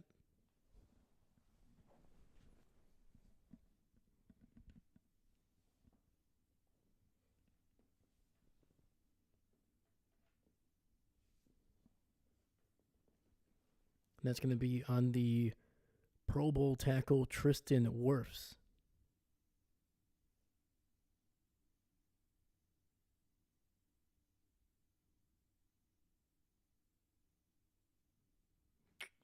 Definitely a hold. You can tell Wirfs is not very happy about that, but that was definitely a hold. So 2nd and 25, ball back all the way at the 43. Quick throw and unable to connect with his receiver. There is a flag on the field, though.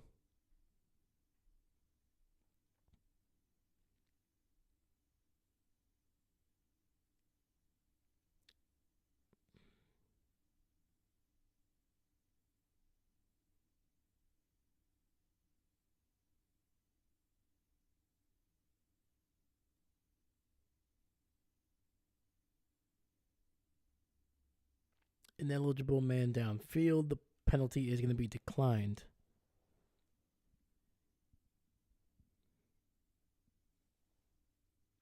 So now we're starting to see the referees kind of making their money here.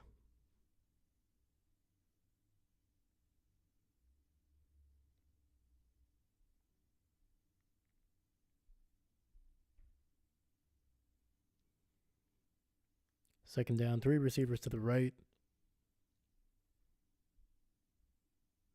Quick throw. Rashad White able to spin out of a tackle and is going to get down to about, the 35 there maybe?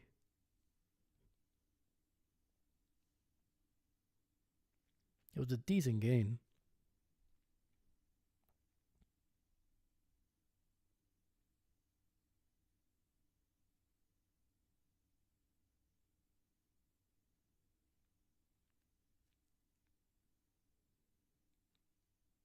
It was a gain of 7, so it'll be 3rd and 18.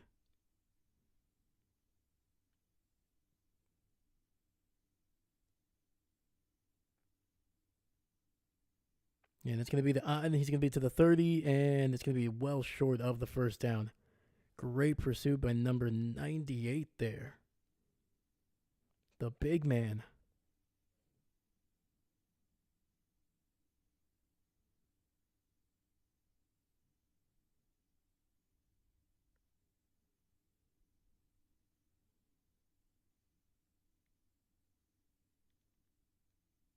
So 4th and 11 here. This will be a 47-yard kick. Still not a gimme here. All right, we got the snap hold, and McLaughlin's kick is right down the middle. Tampa.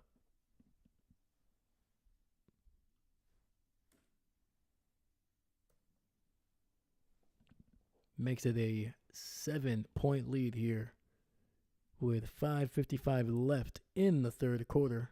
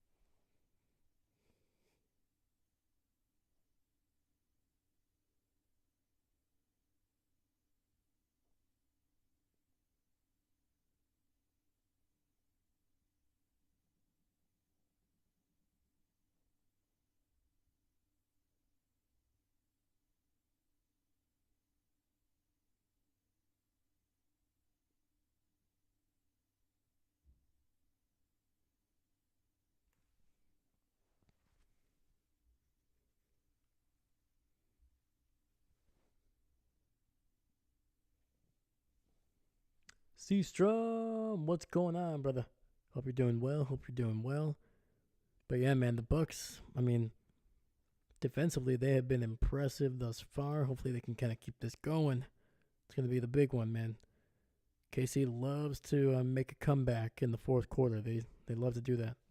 Feel like they torture us. You know, we think they're going to lose, and then they're like, let's just turn it on. All right.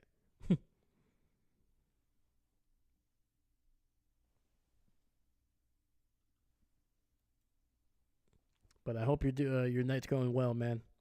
How's have you been playing some D&D lately? How's that going for you, man?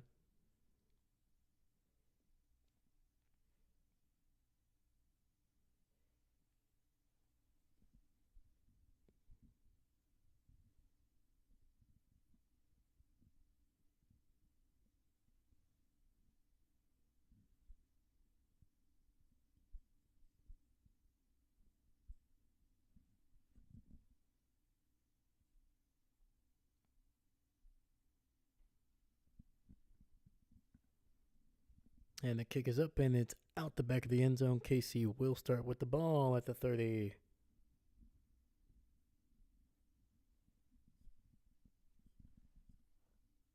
Oh, heck yeah, let's go, man. Nice.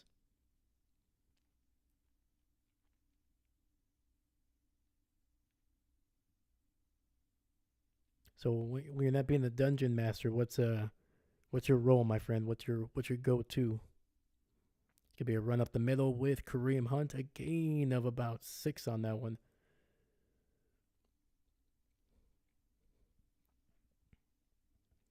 How? What? They just gave Kareem Hunt 8 yards. That was not an 8 yard gain. What is going on here, man?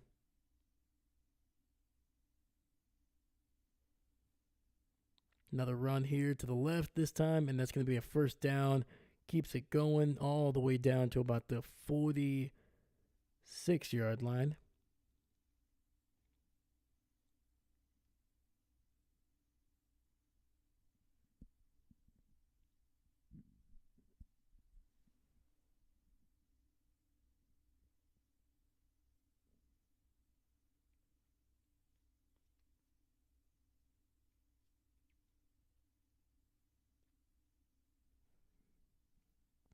Two receivers stacked up on the right. Kelsey in motion to the left. Another run to the left here. And Hunt able to find the gap in the middle. Gets it to the 50-yard line.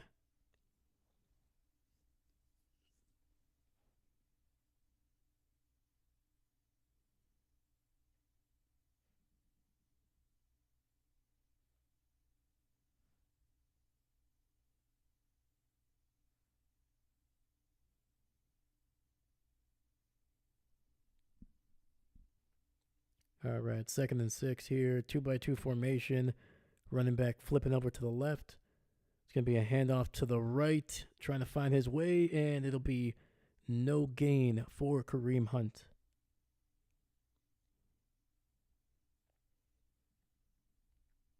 Just a great discipline by the Tampa defense, man. Not trying to go too much, keeping their gaps, forcing Hunt to just dance around the back, and then finally closing in.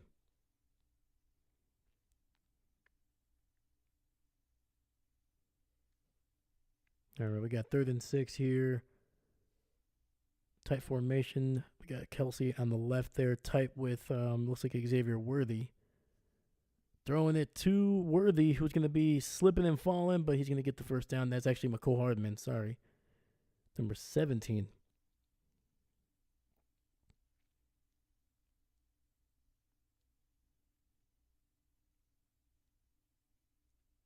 Hardman basically running a little zig route to the outside, but then caught the ball and then cut it back inside. Once the corner over pursued.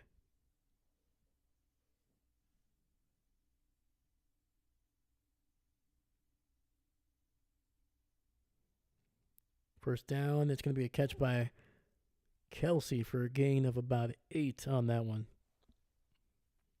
Nice little throw to the left sideline.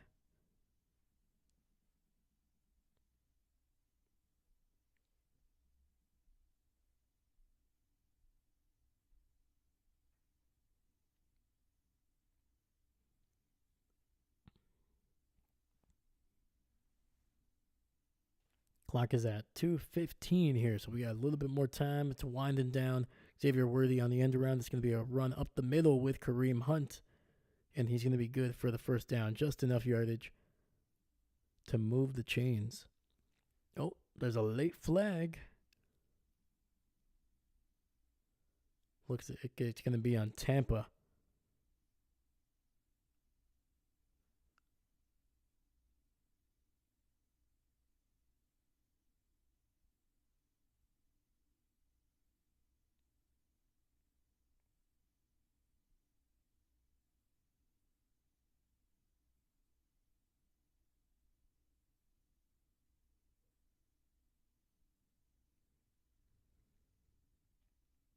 Oh no, it's actually going to be on KC and on Tampa.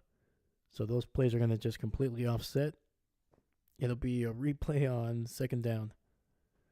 Mahomes is like, hey man, he's walking up to the ref right now. He's like, hey man, dude, our check cleared. So come on. When are we going to get some calls?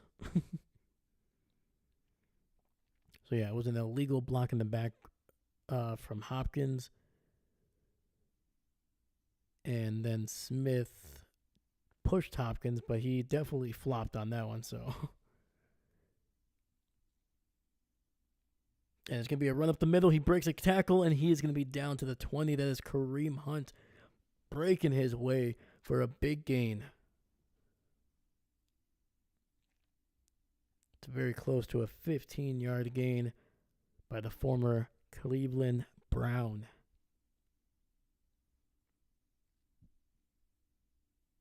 Yeah, we have a Buccaneer down the ground. Looks like there's a little bit of cramping going on here.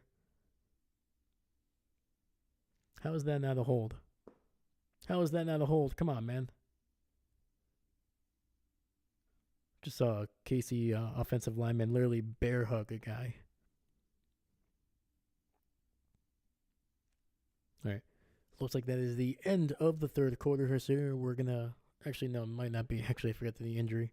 So we'll hold off on changing the quarter there.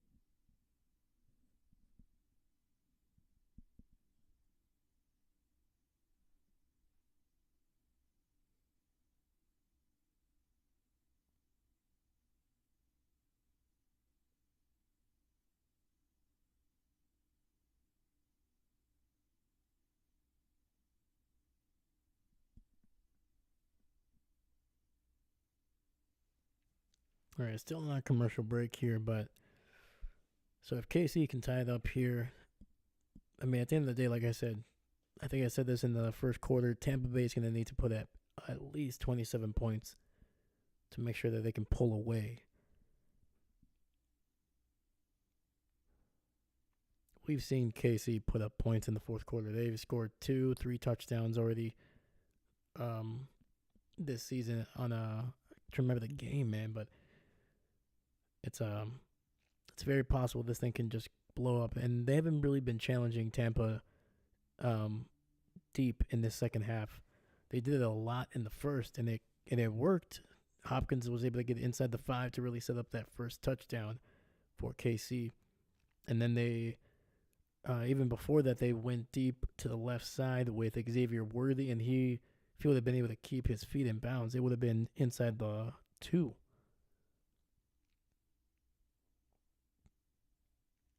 So I'm just waiting on KC to eventually just chuck one down the field because it's going to happen. All right, 1st and 10 here. It's going to be a handoff up the middle. Kareem Hunt just keeps on getting yardage on this drive, man. That's a gain of 8 down to the 12.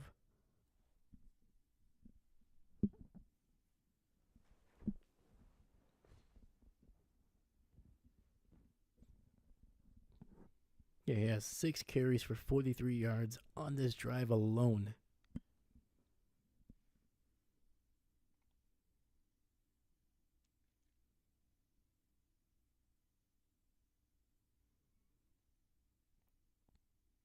Another run here. Gets the first down to about the 8-yard line.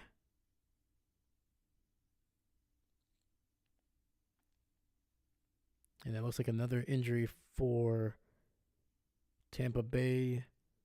Number 32, here's the guy that was cramping up before we went to commercial break here. So he's heading, looks like, into the locker room.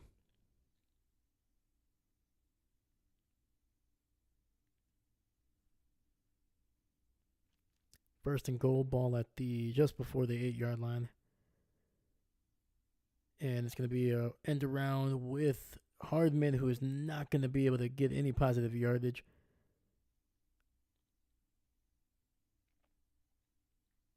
Might have actually lost a little bit of yardage, and that will take us to the end of this third quarter. We are heading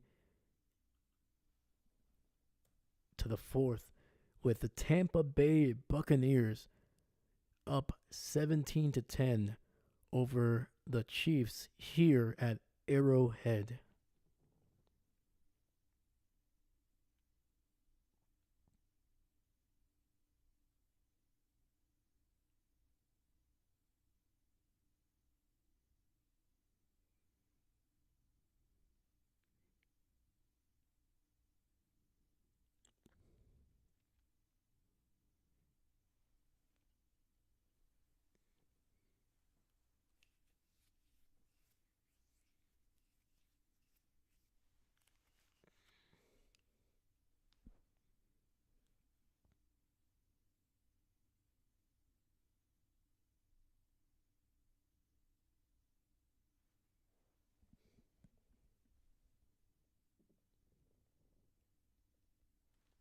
All right, guys, what are we thinking? Do you think the Tampa Bay Buccaneers can hold them off here, or are we just going to watch another Chiefs comeback and they're going to be moving on to 8-0 on the year?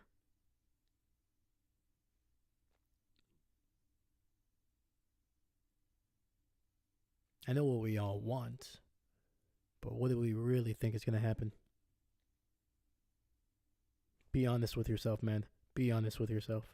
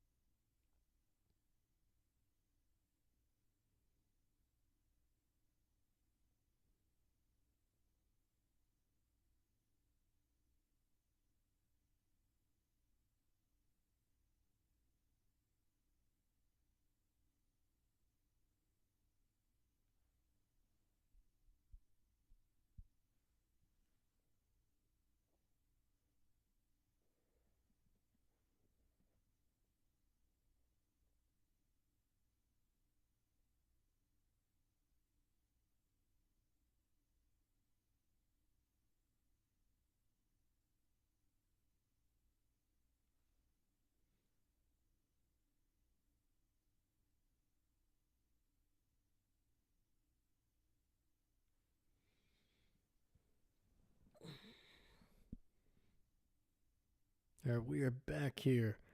KC's doing their weird formation stuff here, so probably going to result in a touchdown, and it's going to be a toss over the middle with Kelsey.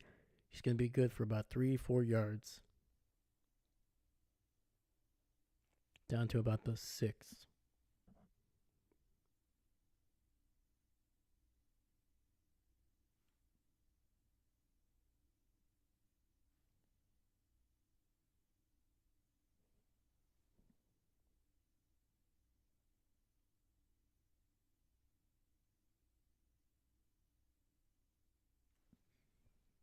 So there'll be third and goal from the 7.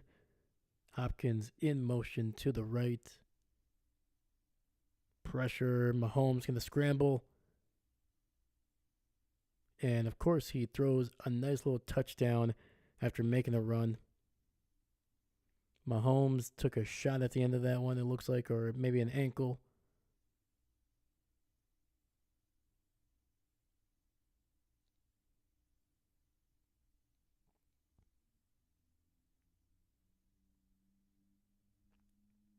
Oh, this initially does not look good, man. Mahomes,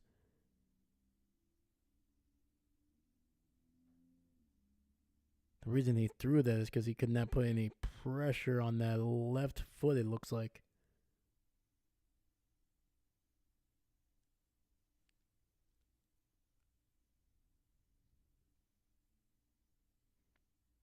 I was going to say, it didn't look like he got hit. I mean, Levante David was close, but he was not that close. But anyway, it was basically just tossed it up to P. Ryan, who Levante just left to take down Mahomes. And this is not good, man. Mahomes literally unable to put any pressure on that left, it looked like ankle. A non contact injury. Oh boy. Yeah, so he's being helped off by two trainers on each side, obviously, and they're walking very slowly. I don't think he's been able to put any pressure on that foot. Oh boy. So, I mean, with 14-14, we're going to see Carson Wentz for sure.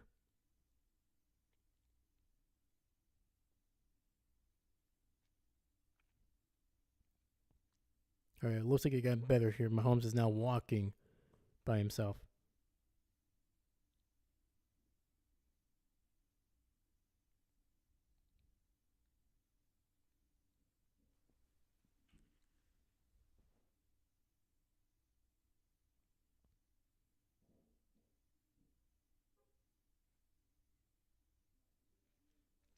All right, the extra point is up and it is good. So we have a tie game here at Arrowhead.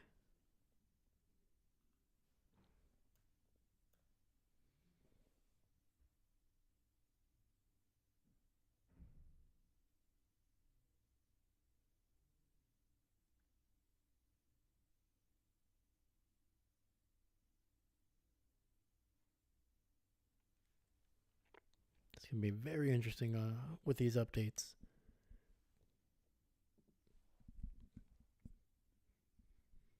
Yeah, initially it looked really, really bad, but after a while he was able to basically walk off the field the last like 10 yards.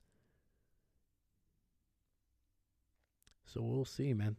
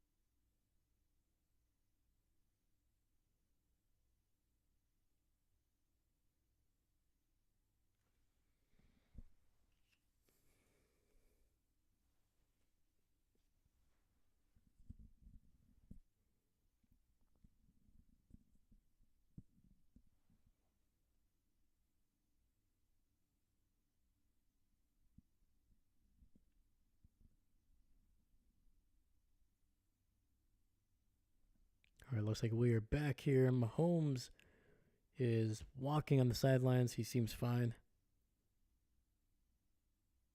Doesn't have his helmet, but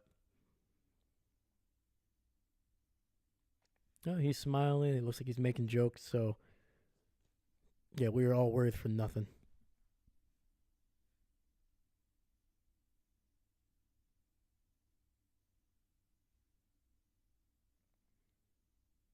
Yeah, he's jogging. He's fine. Hey, he's fine. We can go back to being annoyed by him. He's fine. All right.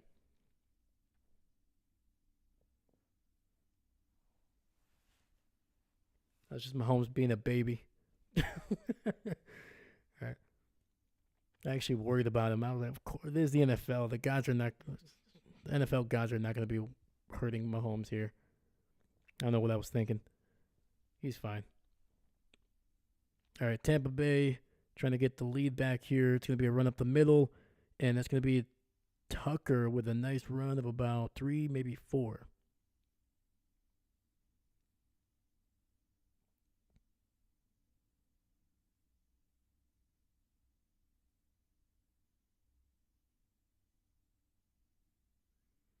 So it's an ankle injury, but he seems fine. He's throwing. He's dropping back on the sidelines, trying to test it out. He seems fine.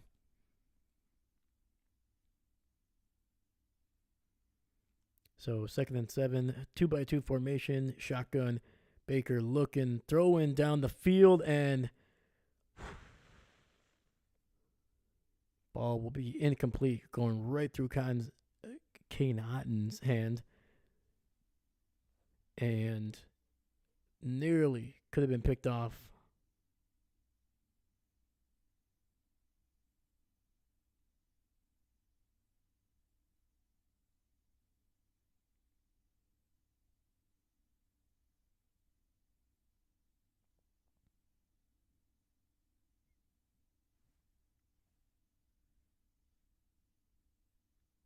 All right, 3rd and 7 here. Baker looking, has time. He's going to roll onto his left. He's going to run, and he's not going to get the first down. He's going to be about a yard shy, maybe 2, actually. Mm.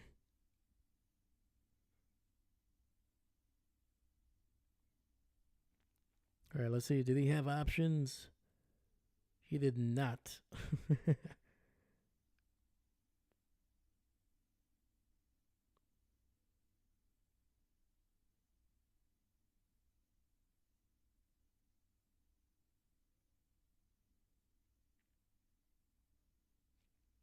All right, Tampa Bay going to punt this ball away.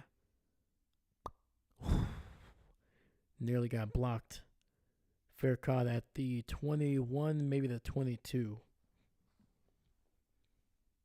12:43 left in this game. And Mahomes has his helmet on, and he is officially coming back on the field.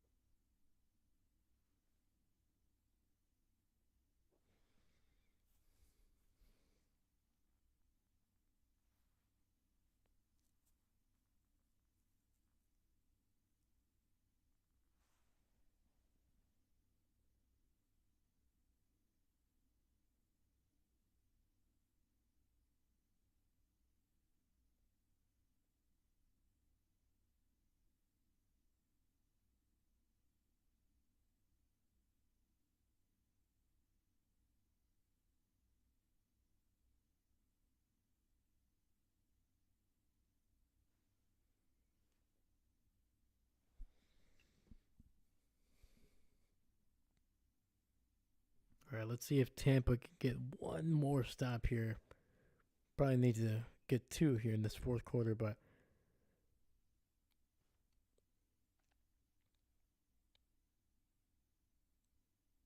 it's going to be interesting, man. This last couple quarters, let's see how Mahomes moves. I mean, it seemed like he was moving fine on the sidelines, so I don't really expect much of a difference. So 1st and 10, ball at the 22. It's going to be a run up the middle, down to about the 25, gain of 3.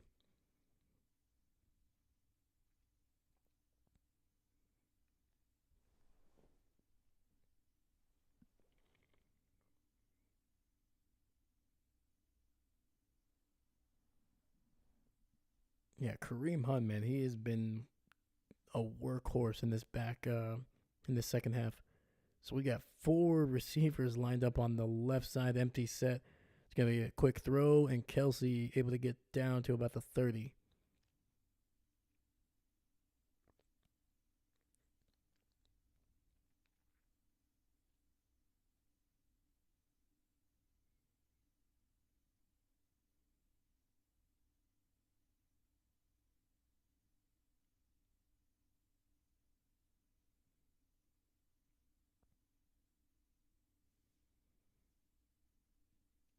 Third and 2. Hopkins in motion, Xavier in motion as well, all to the right. Kelsey alone to the left. Pressure coming. Mahomes going to run and finds Kelsey wide open, enough for a first down, gain of about 7 on that one.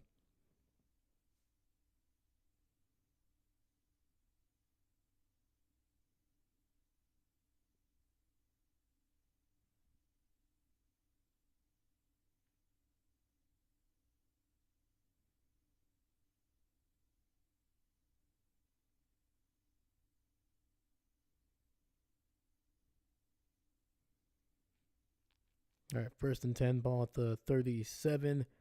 Hardman in motion. It's going to be a run to the right with Kareem Hunt. He's going to be good for about 5 yards.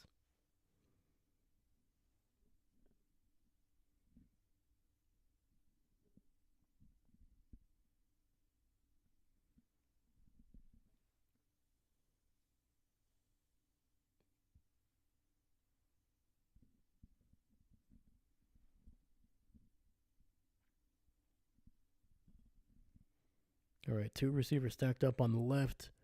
DeAndre Hopkins alone to the right. It's going to be a run with Kareem Hunt, and he's going to be good for about 2.5 yards.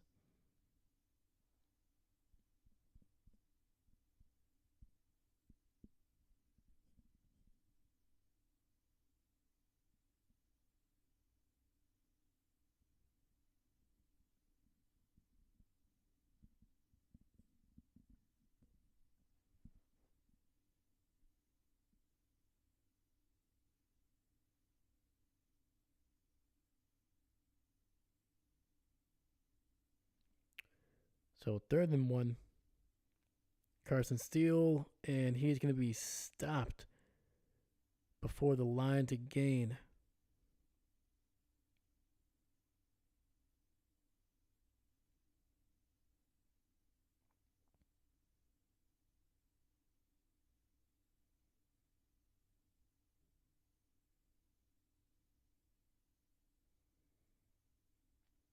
Yeah, Steele running into his own man and just unable to move the pile.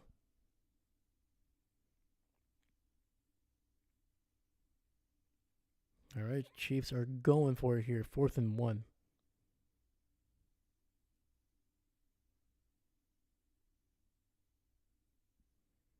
And they get the first down very easily.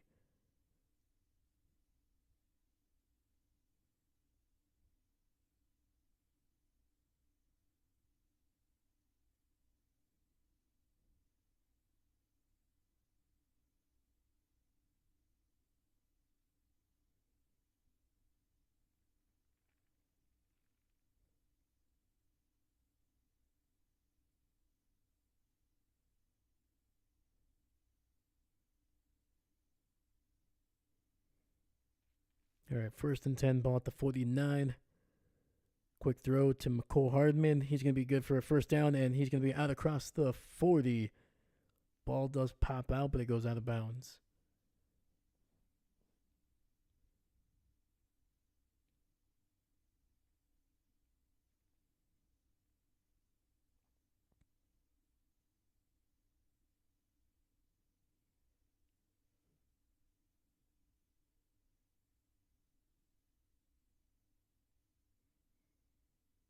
Single receiver to the left, single back in the backfield. Got a tight end in motion. And it's going to be a penalty on the Chiefs here. Oh, sorry, on the Buccaneers, I believe. It could be encroachment on that one. Or illegal contact or something.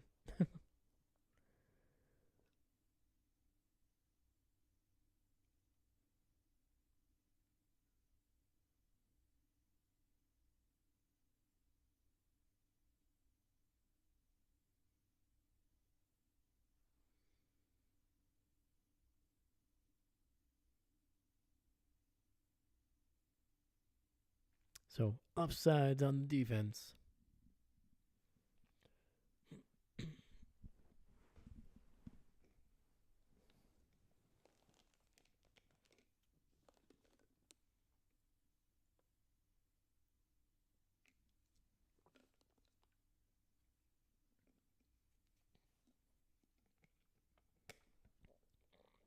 Very similar formation. Single receiver to the left.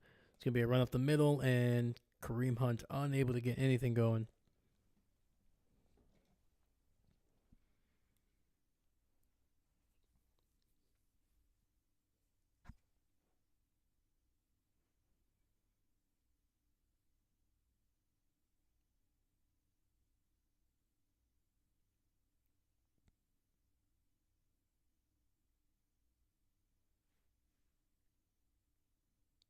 All right, we got 2nd and 5 here. Three receivers to the right. Mahomes looking, going to scramble. He's going to try to throw it with his left hand, and it'll be incomplete. See, at least this time he got out of the pocket and threw it past the line of scrimmage.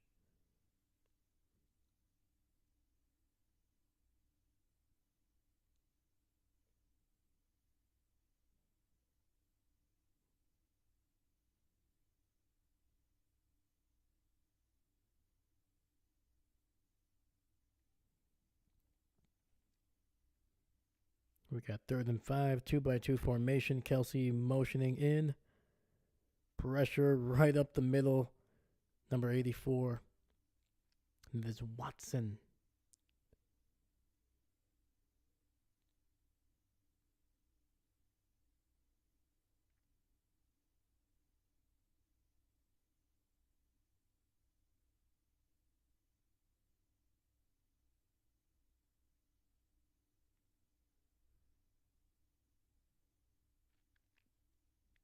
First and 10, ball at the 22-yard line. Single back in the backfield. It's going to be a run up the middle, and Kareem Hunt breaks it for a big gain down to the 10. That is a first down.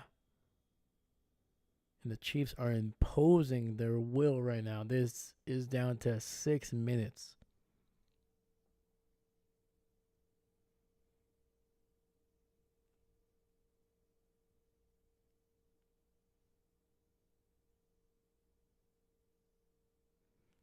Every time I see the KCs, Jesus, I think of the ketchup. Yeah. Yep. I think of chicken nuggets because of that commercial. And it's going to be a run up the middle. Kareem unable to get much yardage on that one. I like to think in my head that every time the Chiefs score a touchdown, Andy Reid is able to eat one chicken nugget and he keeps them in his pocket, right in the sidelines. He keeps those ham warmers. He puts them in there so just to keep the chicken nuggets warm. So every time they score a touchdown, he's having a little snack on the side. This little touchdown chicken nuggets. Tight end in motion to the left. It's going to be a run by Carson Steele, who's going to able to pick his way down to the 5.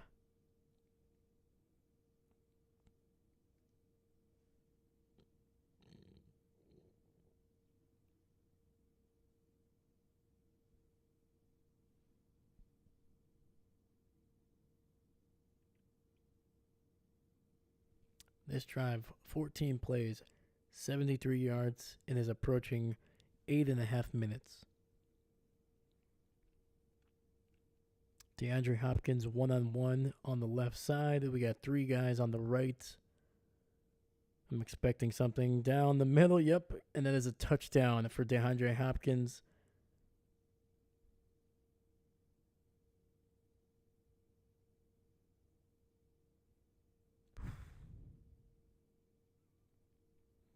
All right, Andy Reid, go get your third chicken nugget of the day.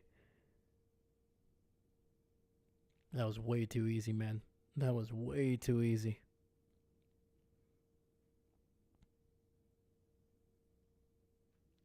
Why are you putting this kid one-on-one with Hopkins? Come on.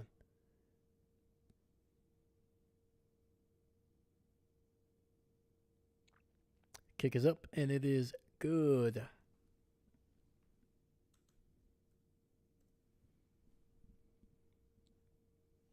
All right, KC retakes the lead for the first time since it was 10-7.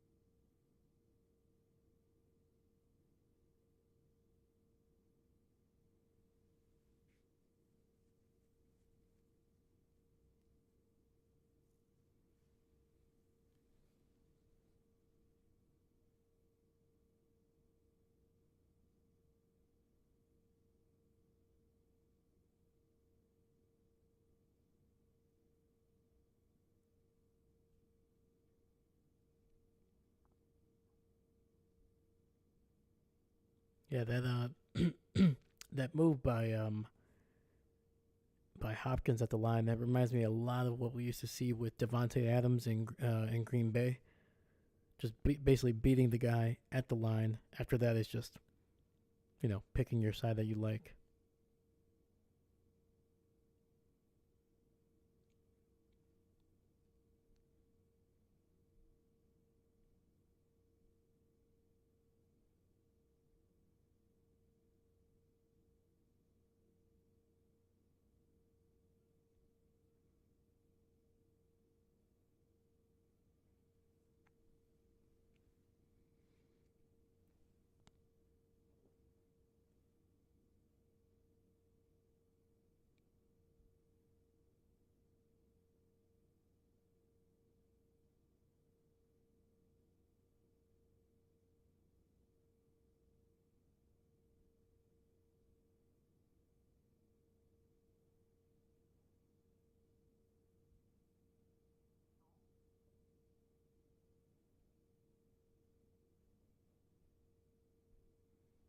All right, man.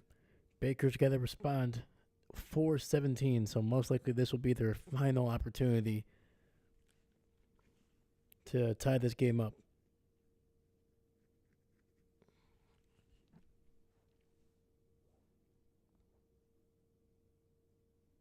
27 points is what I said that the Buccaneers needed to win this game.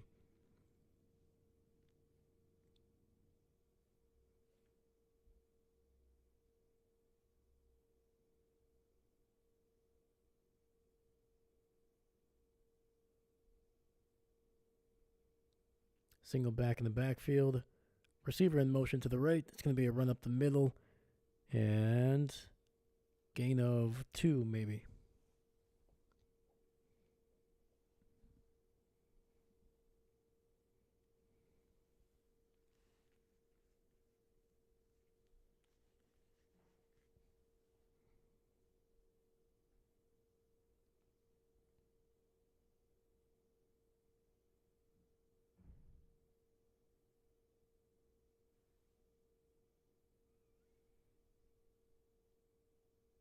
Ball at the 32. Baker in the shotgun. Tight end in motion to the right. Pressure, and Baker is going to get sacked in perfect timing. Perfect blitz time. You knew the Bucs were going to try to look for something deep, especially on second down.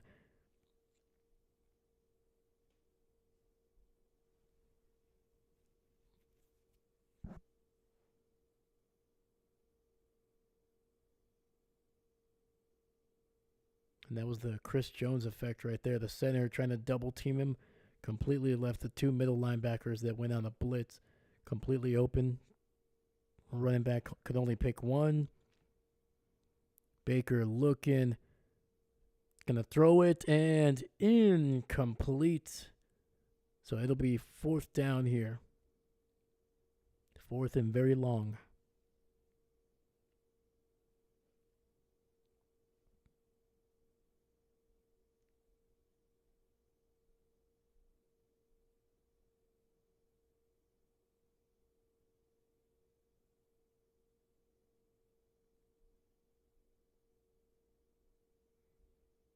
Yeah, this is where you needed Chris Godwin and Mike Evans. So Tampa is, oh wow, they're really going to just punt this, huh? Okay. I mean, you're not going to get the ball back. I can already tell you that right now. And also, it's a terrible punt. It's going to be a flag.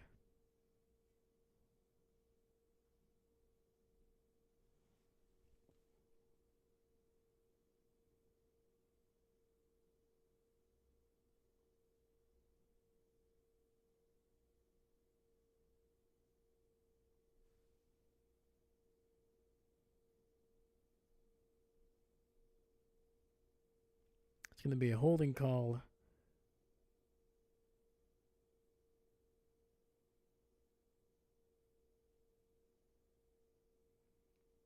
It's against the Chiefs here, but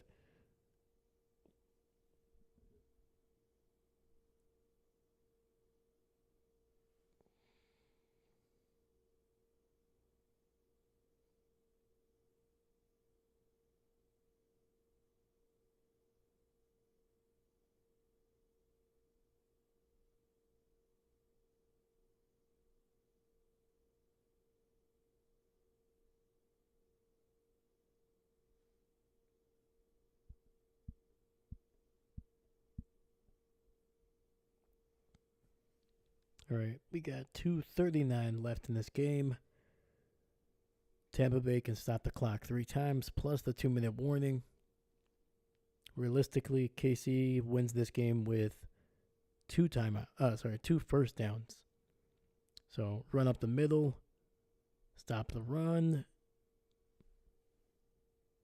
and Tampa uses their first timeout.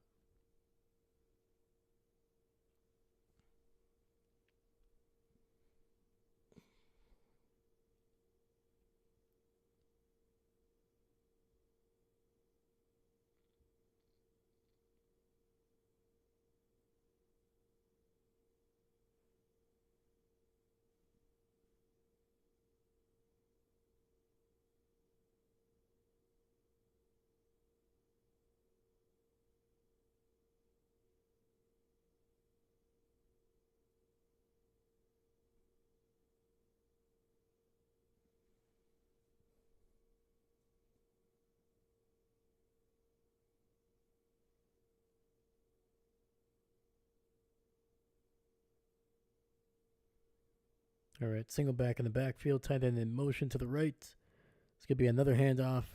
Kareem going to be taken down in the backfield. Tampa will use their second timeout here.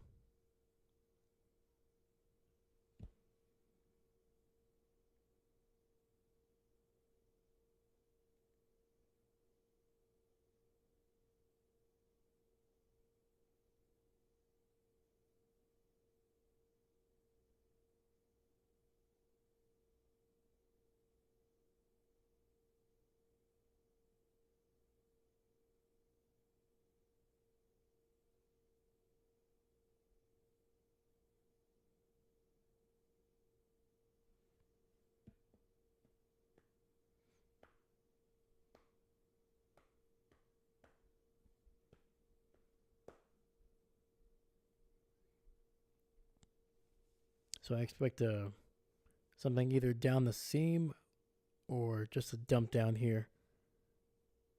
And it is a dump down, and it's going to be incomplete. Samaje Perine dropping that pass.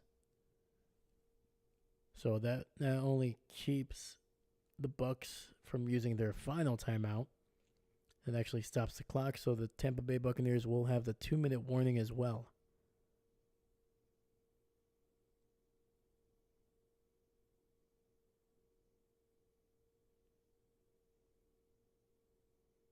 Well, I got to give it to the Buccaneers. I did not think they were going to get the ball back here. Not the way KC was playing in the second half. Punt is away. Heck of a punt. Gets a nice bounce. Caught it the 20, 25, and out across the 30.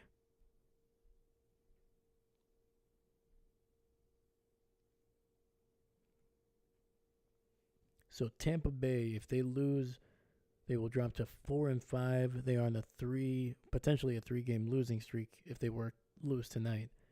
And that would give the Falcons basically a 3-game lead in the division. The Falcons are 4-1. Everybody else has at least 2 losses in this division. So the NFC South could easily be be decided in the next month.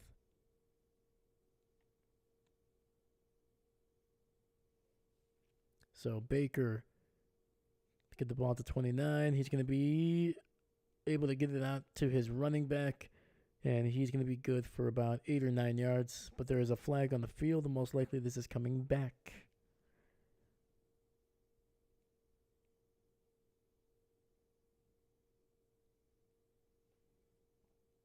See, this is why holding needs to be significantly more redefined, because holding happens in every single play, basically. But it's just when it's called. And don't get me wrong, that's a hold. That's not the issue. But it's when it's called and when it's not called. It's very, very different. So 1st and 20, Baker throwing it down to the right. He's going to be good for nearly 14, maybe 15 yards on that one.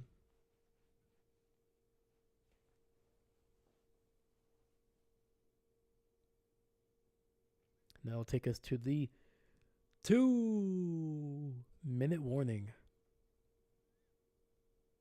KC trying to hold on, and the Tampa Bay Buccaneers trying to avoid a 3-game losing streak here.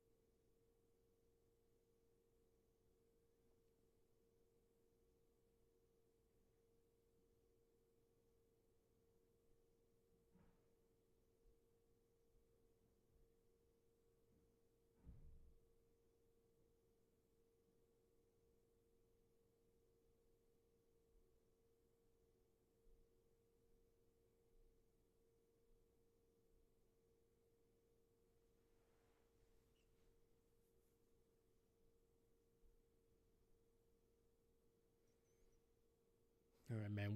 Come on, Tampa. You got to give us a little something to cheer about here tonight.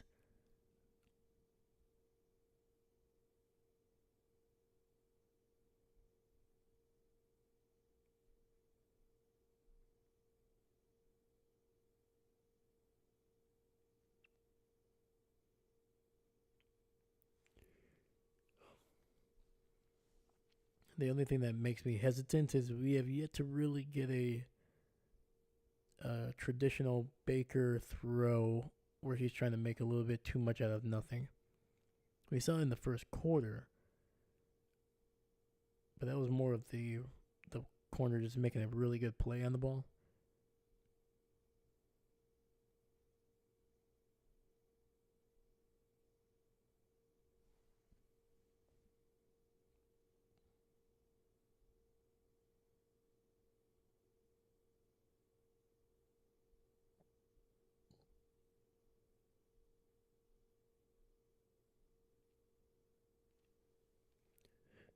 Second and 6.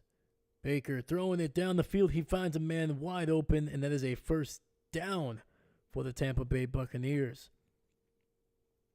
He was taken down inbounds. So the clock is continuing to run. Ball at the 49. Still a long way to go. Pressure. Baker getting out of it. Throwing it and incomplete. 1:34 left on the clock.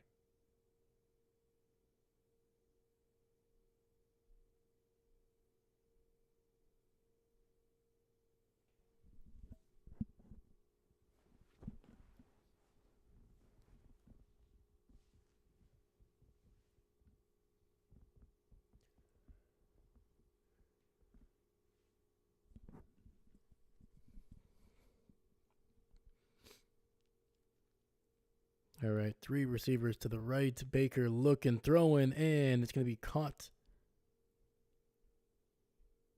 And what's the call? Saying he caught it in bounds. Yeah, 1, 2, yep.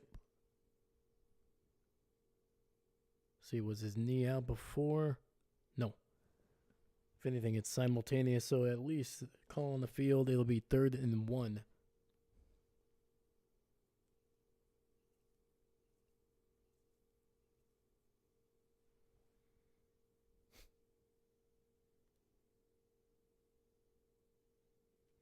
Apparently they're reviewing this.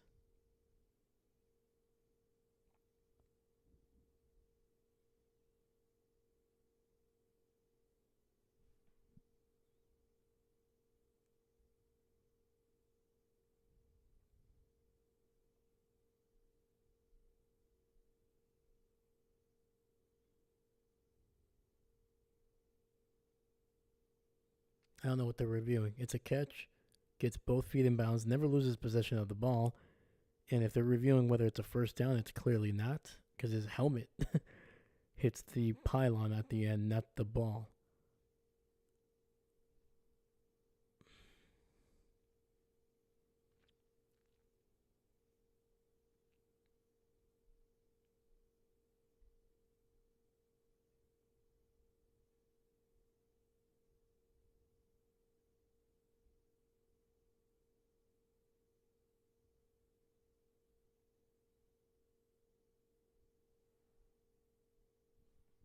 So apparently they're looking whether his shin stayed in bounds so the clock can keep like what the hell are we doing, man?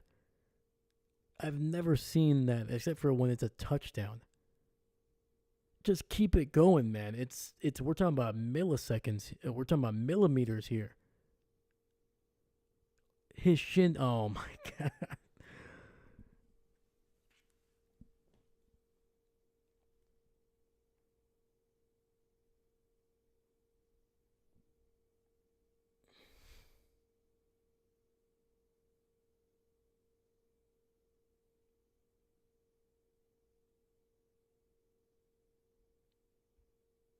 Like Bakery is even looking like, what the heck are we talking about here, man?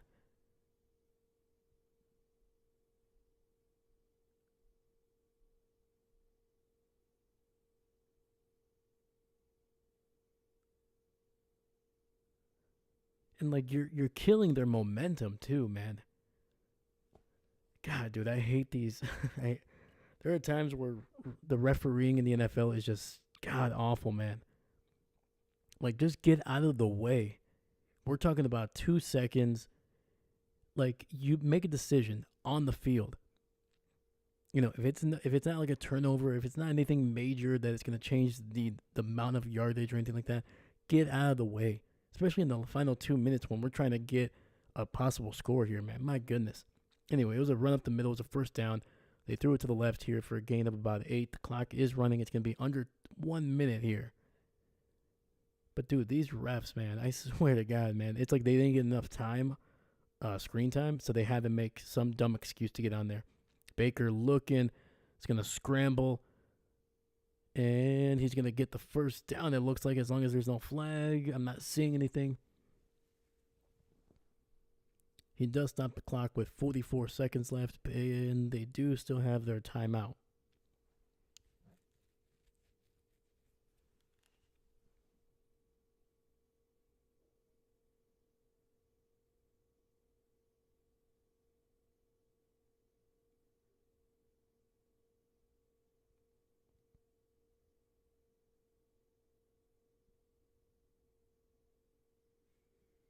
All right, we got 3 receivers to the right. Baker looking, pressured over the middle to the 10, to the 5, and it's going to be down to the 1. Down to the 1, inside the 1. The clock keeps rolling. It's going to be under 30 seconds here.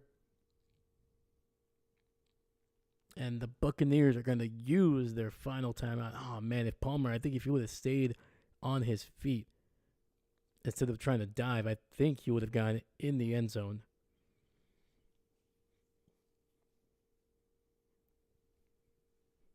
So Tampa Bay will use their final timeout here.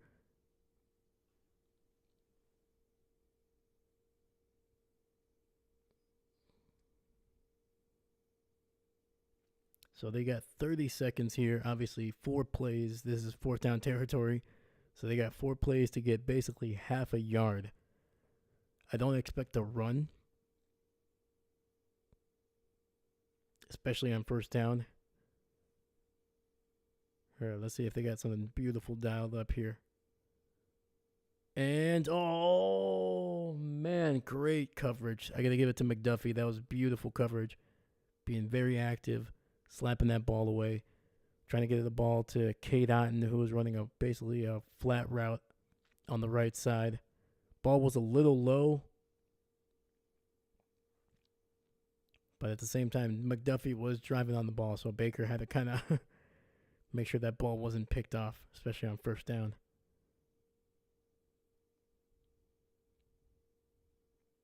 All right, single back in the backfield, 2 receivers stacked up on the left. And touchdown, Miller. And what do we do here? I say you go for it. I don't care. Go for it. End the game now. You got 27 seconds left. 27 seconds.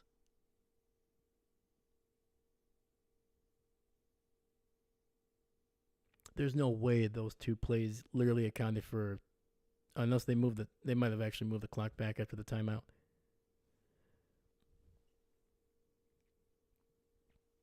Oh, and Tampa Bay is going to settle for the field goal. I don't like this.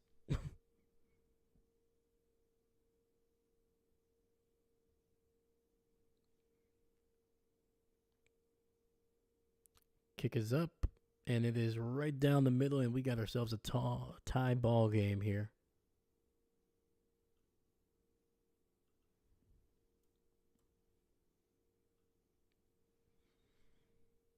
I got to give it to Tampa, man. Not only did I not think they were going to get the ball back after they punted, I wasn't sure if they were going to even be able to get into position to even try to tie this game. But that was a hell of a drive by Baker. Those receivers making plays. Great protection as well.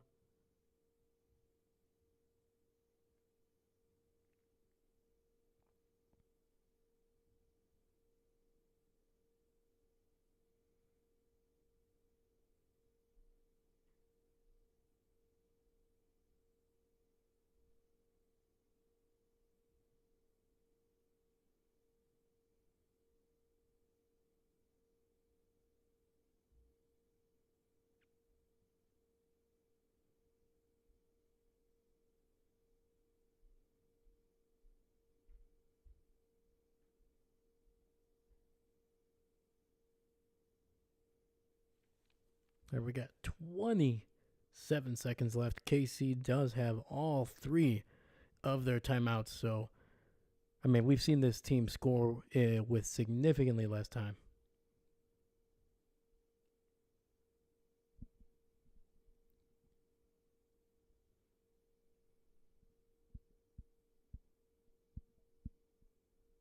And if you're still here, leave a like in the chat, man.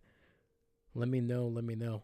Because this game is probably going to be, unless there's a miracle field goal here, which is very possible. We're going to be heading into overtime, hopefully. Mahomes looking, dropping back, has a lot of time, just going to dump it down, and he's going to be able to get down to about the 39. That was number 88. KC will use a timeout here.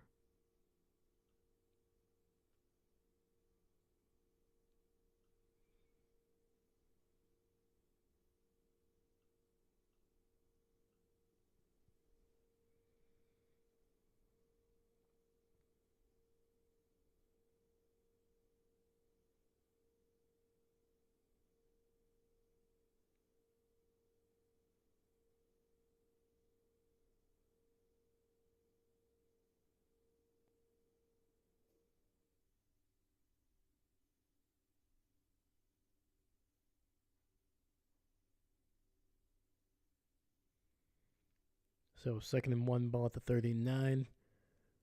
They don't need a whole lot of more yardage, just about 15 to maybe 18 yards to get into Buckner's range. And right now it's nope. That ball was batted up and it was nearly intercepted, man.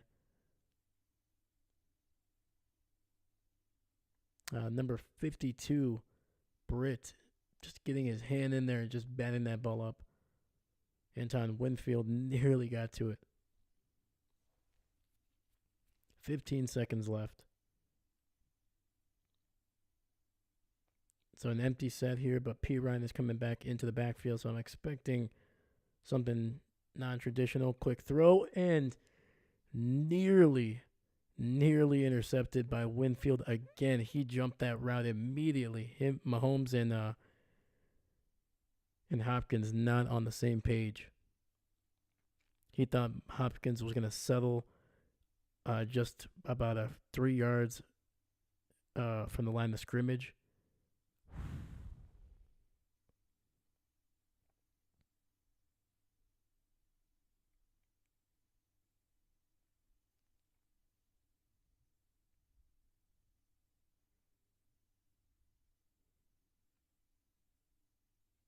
Yeah, Mahomes was expecting Hopkins to just get the necessary yardage and settle in there for the catch, but Hopkins was trying to basically run down the field.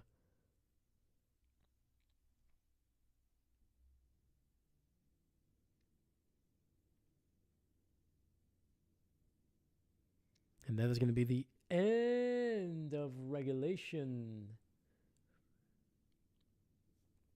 All right, man. We got an overtime game here. I think this is our first since the Seahawks and the Lions. I think so. I think it's this channel's second overtime game.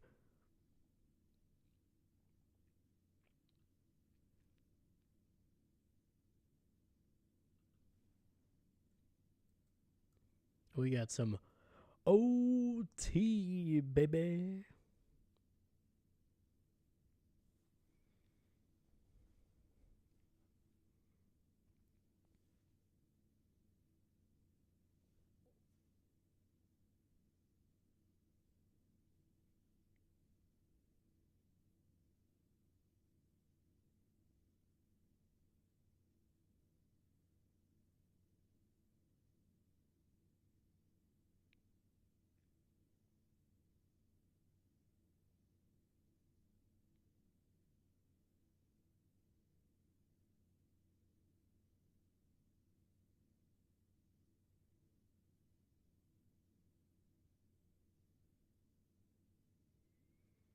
And KC has won the toss.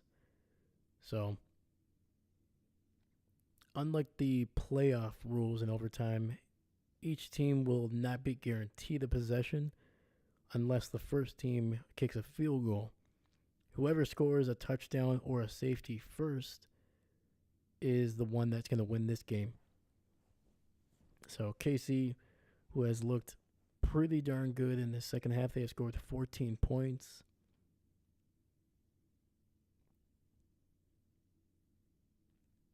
So All right, before this overtime begins here, I'm going to go use the loo. So I'll be back. I'm going to be hoping for a stop here by the Tampa Bay Buccaneers defense.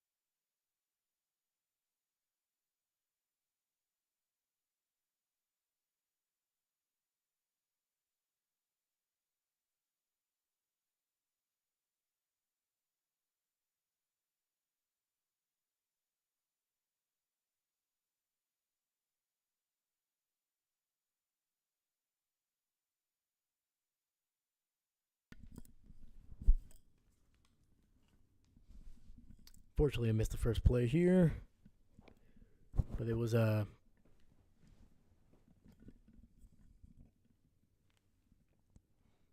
quick throw to the left side of the field, and it was Kareem Hunt with a gain of about 11 on the play. So 1st and 10, ball at the 41. Kelsey stacked up on the right side. It's going to be a run with Hunt. It's going to get to about the 46.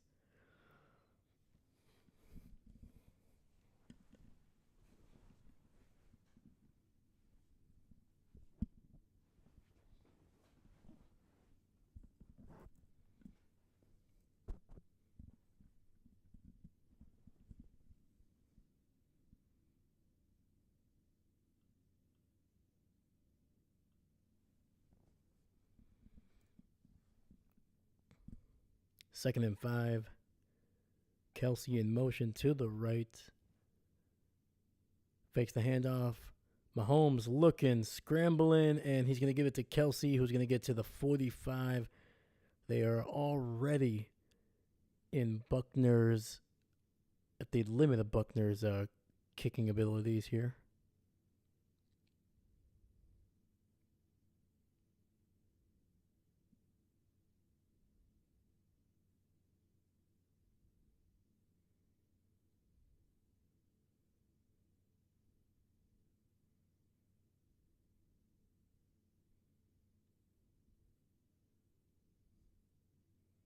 Handoff up the middle, and Hunt is able to move the pile for an extra 5-6 yards.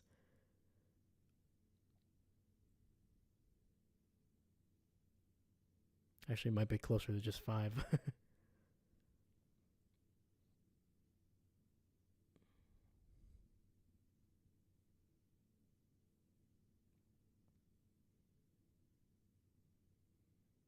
Come on, Tampa. We just need one turnover, baby. Just one turnover. That's it. That's all I'm asking. That's all I'm asking. All right, we got DeAndre Hopkins to the left, Kelsey to the right. Fakes the handoff, throw to Hopkins, who's going to be breaking the tackle and going to be inside the 30 down to about the 28.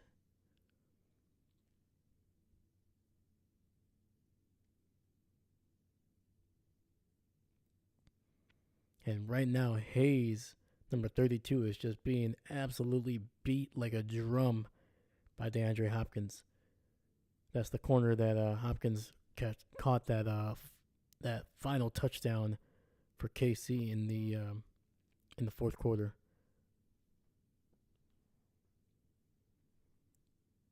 So 1st and 10. Mahomes going to keep it, and he's going to be good for about nearly 4 yards.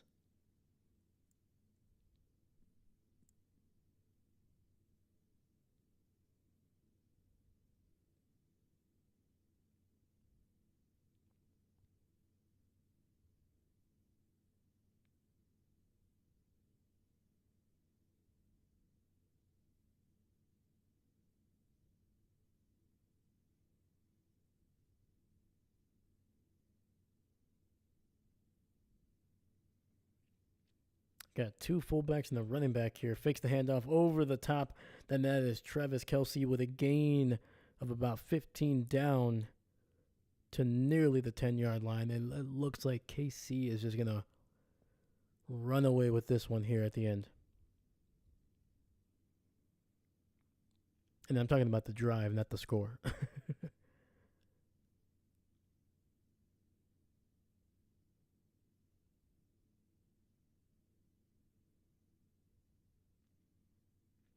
So 1st and 10, ball at the 11.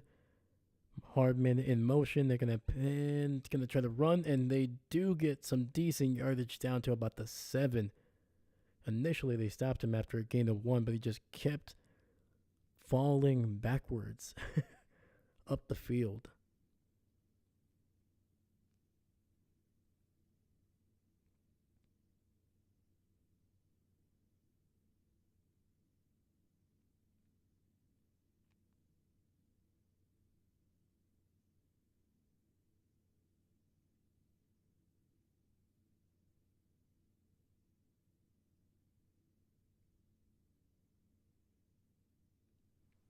And KC's going to use their first timeout of this overtime.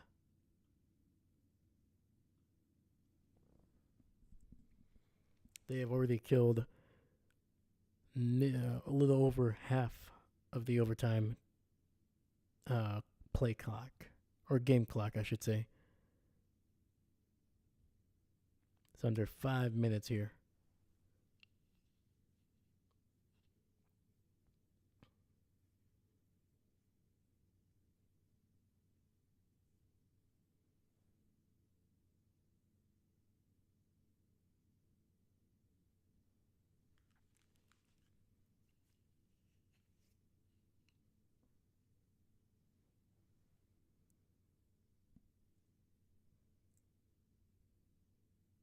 All right, 2nd and 5, ball at the just before the 6-yard line. Kareem Hunt in motion, throwing it to Kelce, and he's going to be just shy, I believe, of the first down marker, but it's going to be basically at the 2. So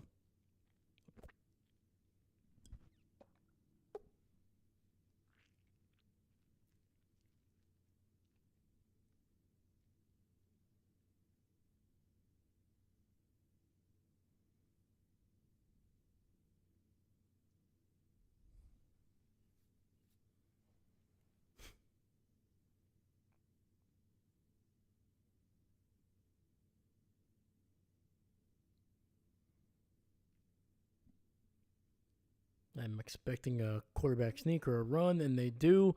And that is a touchdown for the Kansas City Chiefs.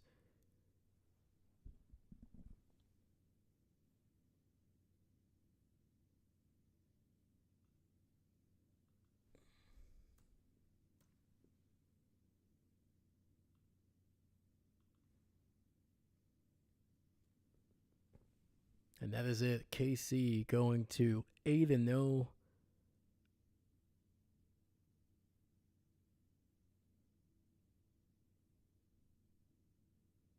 And the Tampa Bay Buccaneers are dropping to 4-5 on the year.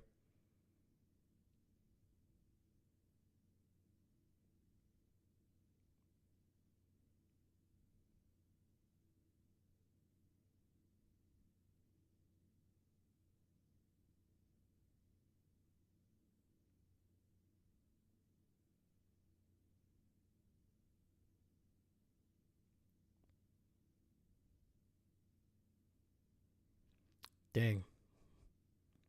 I got to give it to Tampa, man. They made it the game. They did not lie down. I thought they was going to, I'm not going to lie, I thought the Chiefs were going to pull away from this one in the second half, but Buccaneers hung in there, man. They made it tough. It's just, man, dude, KC, it's just too much, man. Too much. Their offense is boring, but they got so many weapons. They're just going to drive down the field. They're basically the new New England Patriots. They're just going to find a way, no matter what. You know, freaking referees are definitely going to give them a little bit of favor here. That last couple of seconds in that Tampa drive that tied the game here at the end. Like, what are you doing, man? They're on a roll. Thankfully, it didn't affect the way Baker was able to play, and that those guys were still kind of keeping their rhythm. But the fact that they took like 2 minutes to establish that, oh, we need to move the clock back 2 seconds. The clock does not need to roll. It was like, dude, no, let's go. Hurry up. Like, come on. But I don't know. But heck yeah, man. Week 9 is in the books, baby. In the books. And I think some teams are going to be, I think the division races are being a little bit more clear for some. I think the Falcons are in the driver's seat here in the NFC South with Tampa losing.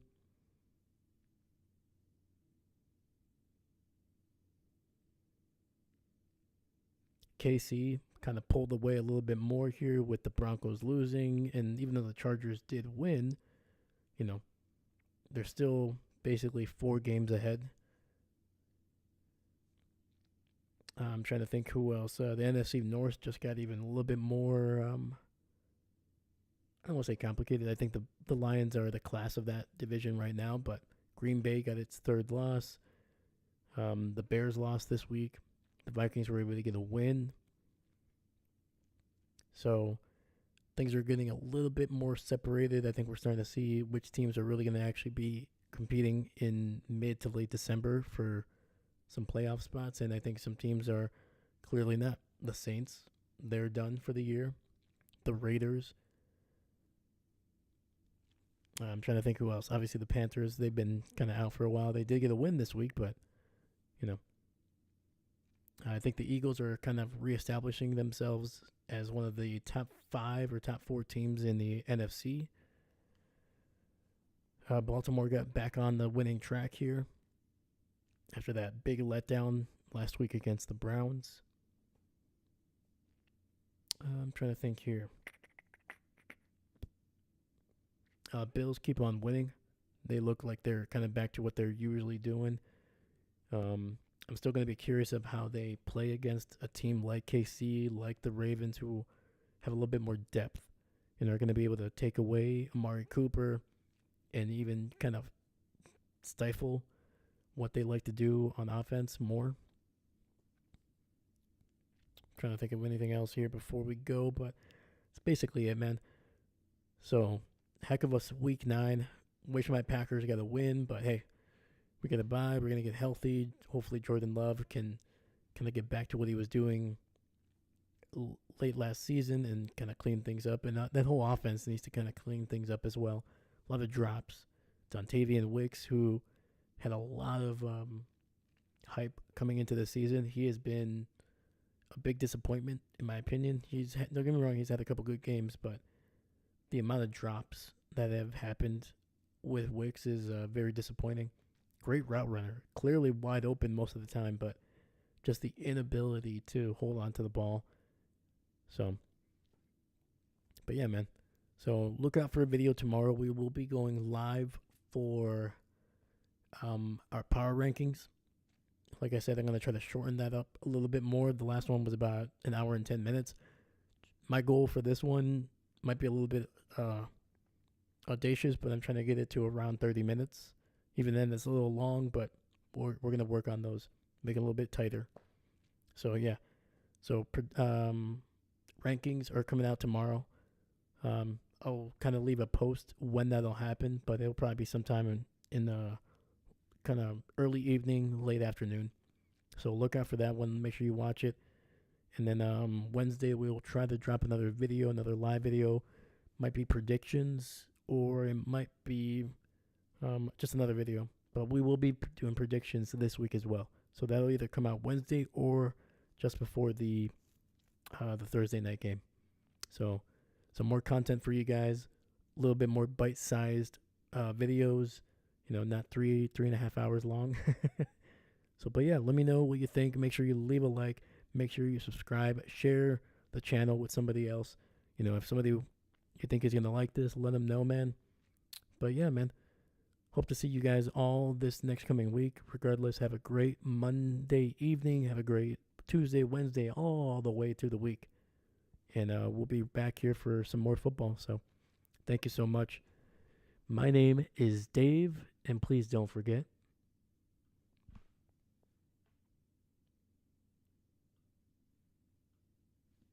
I am not a coach.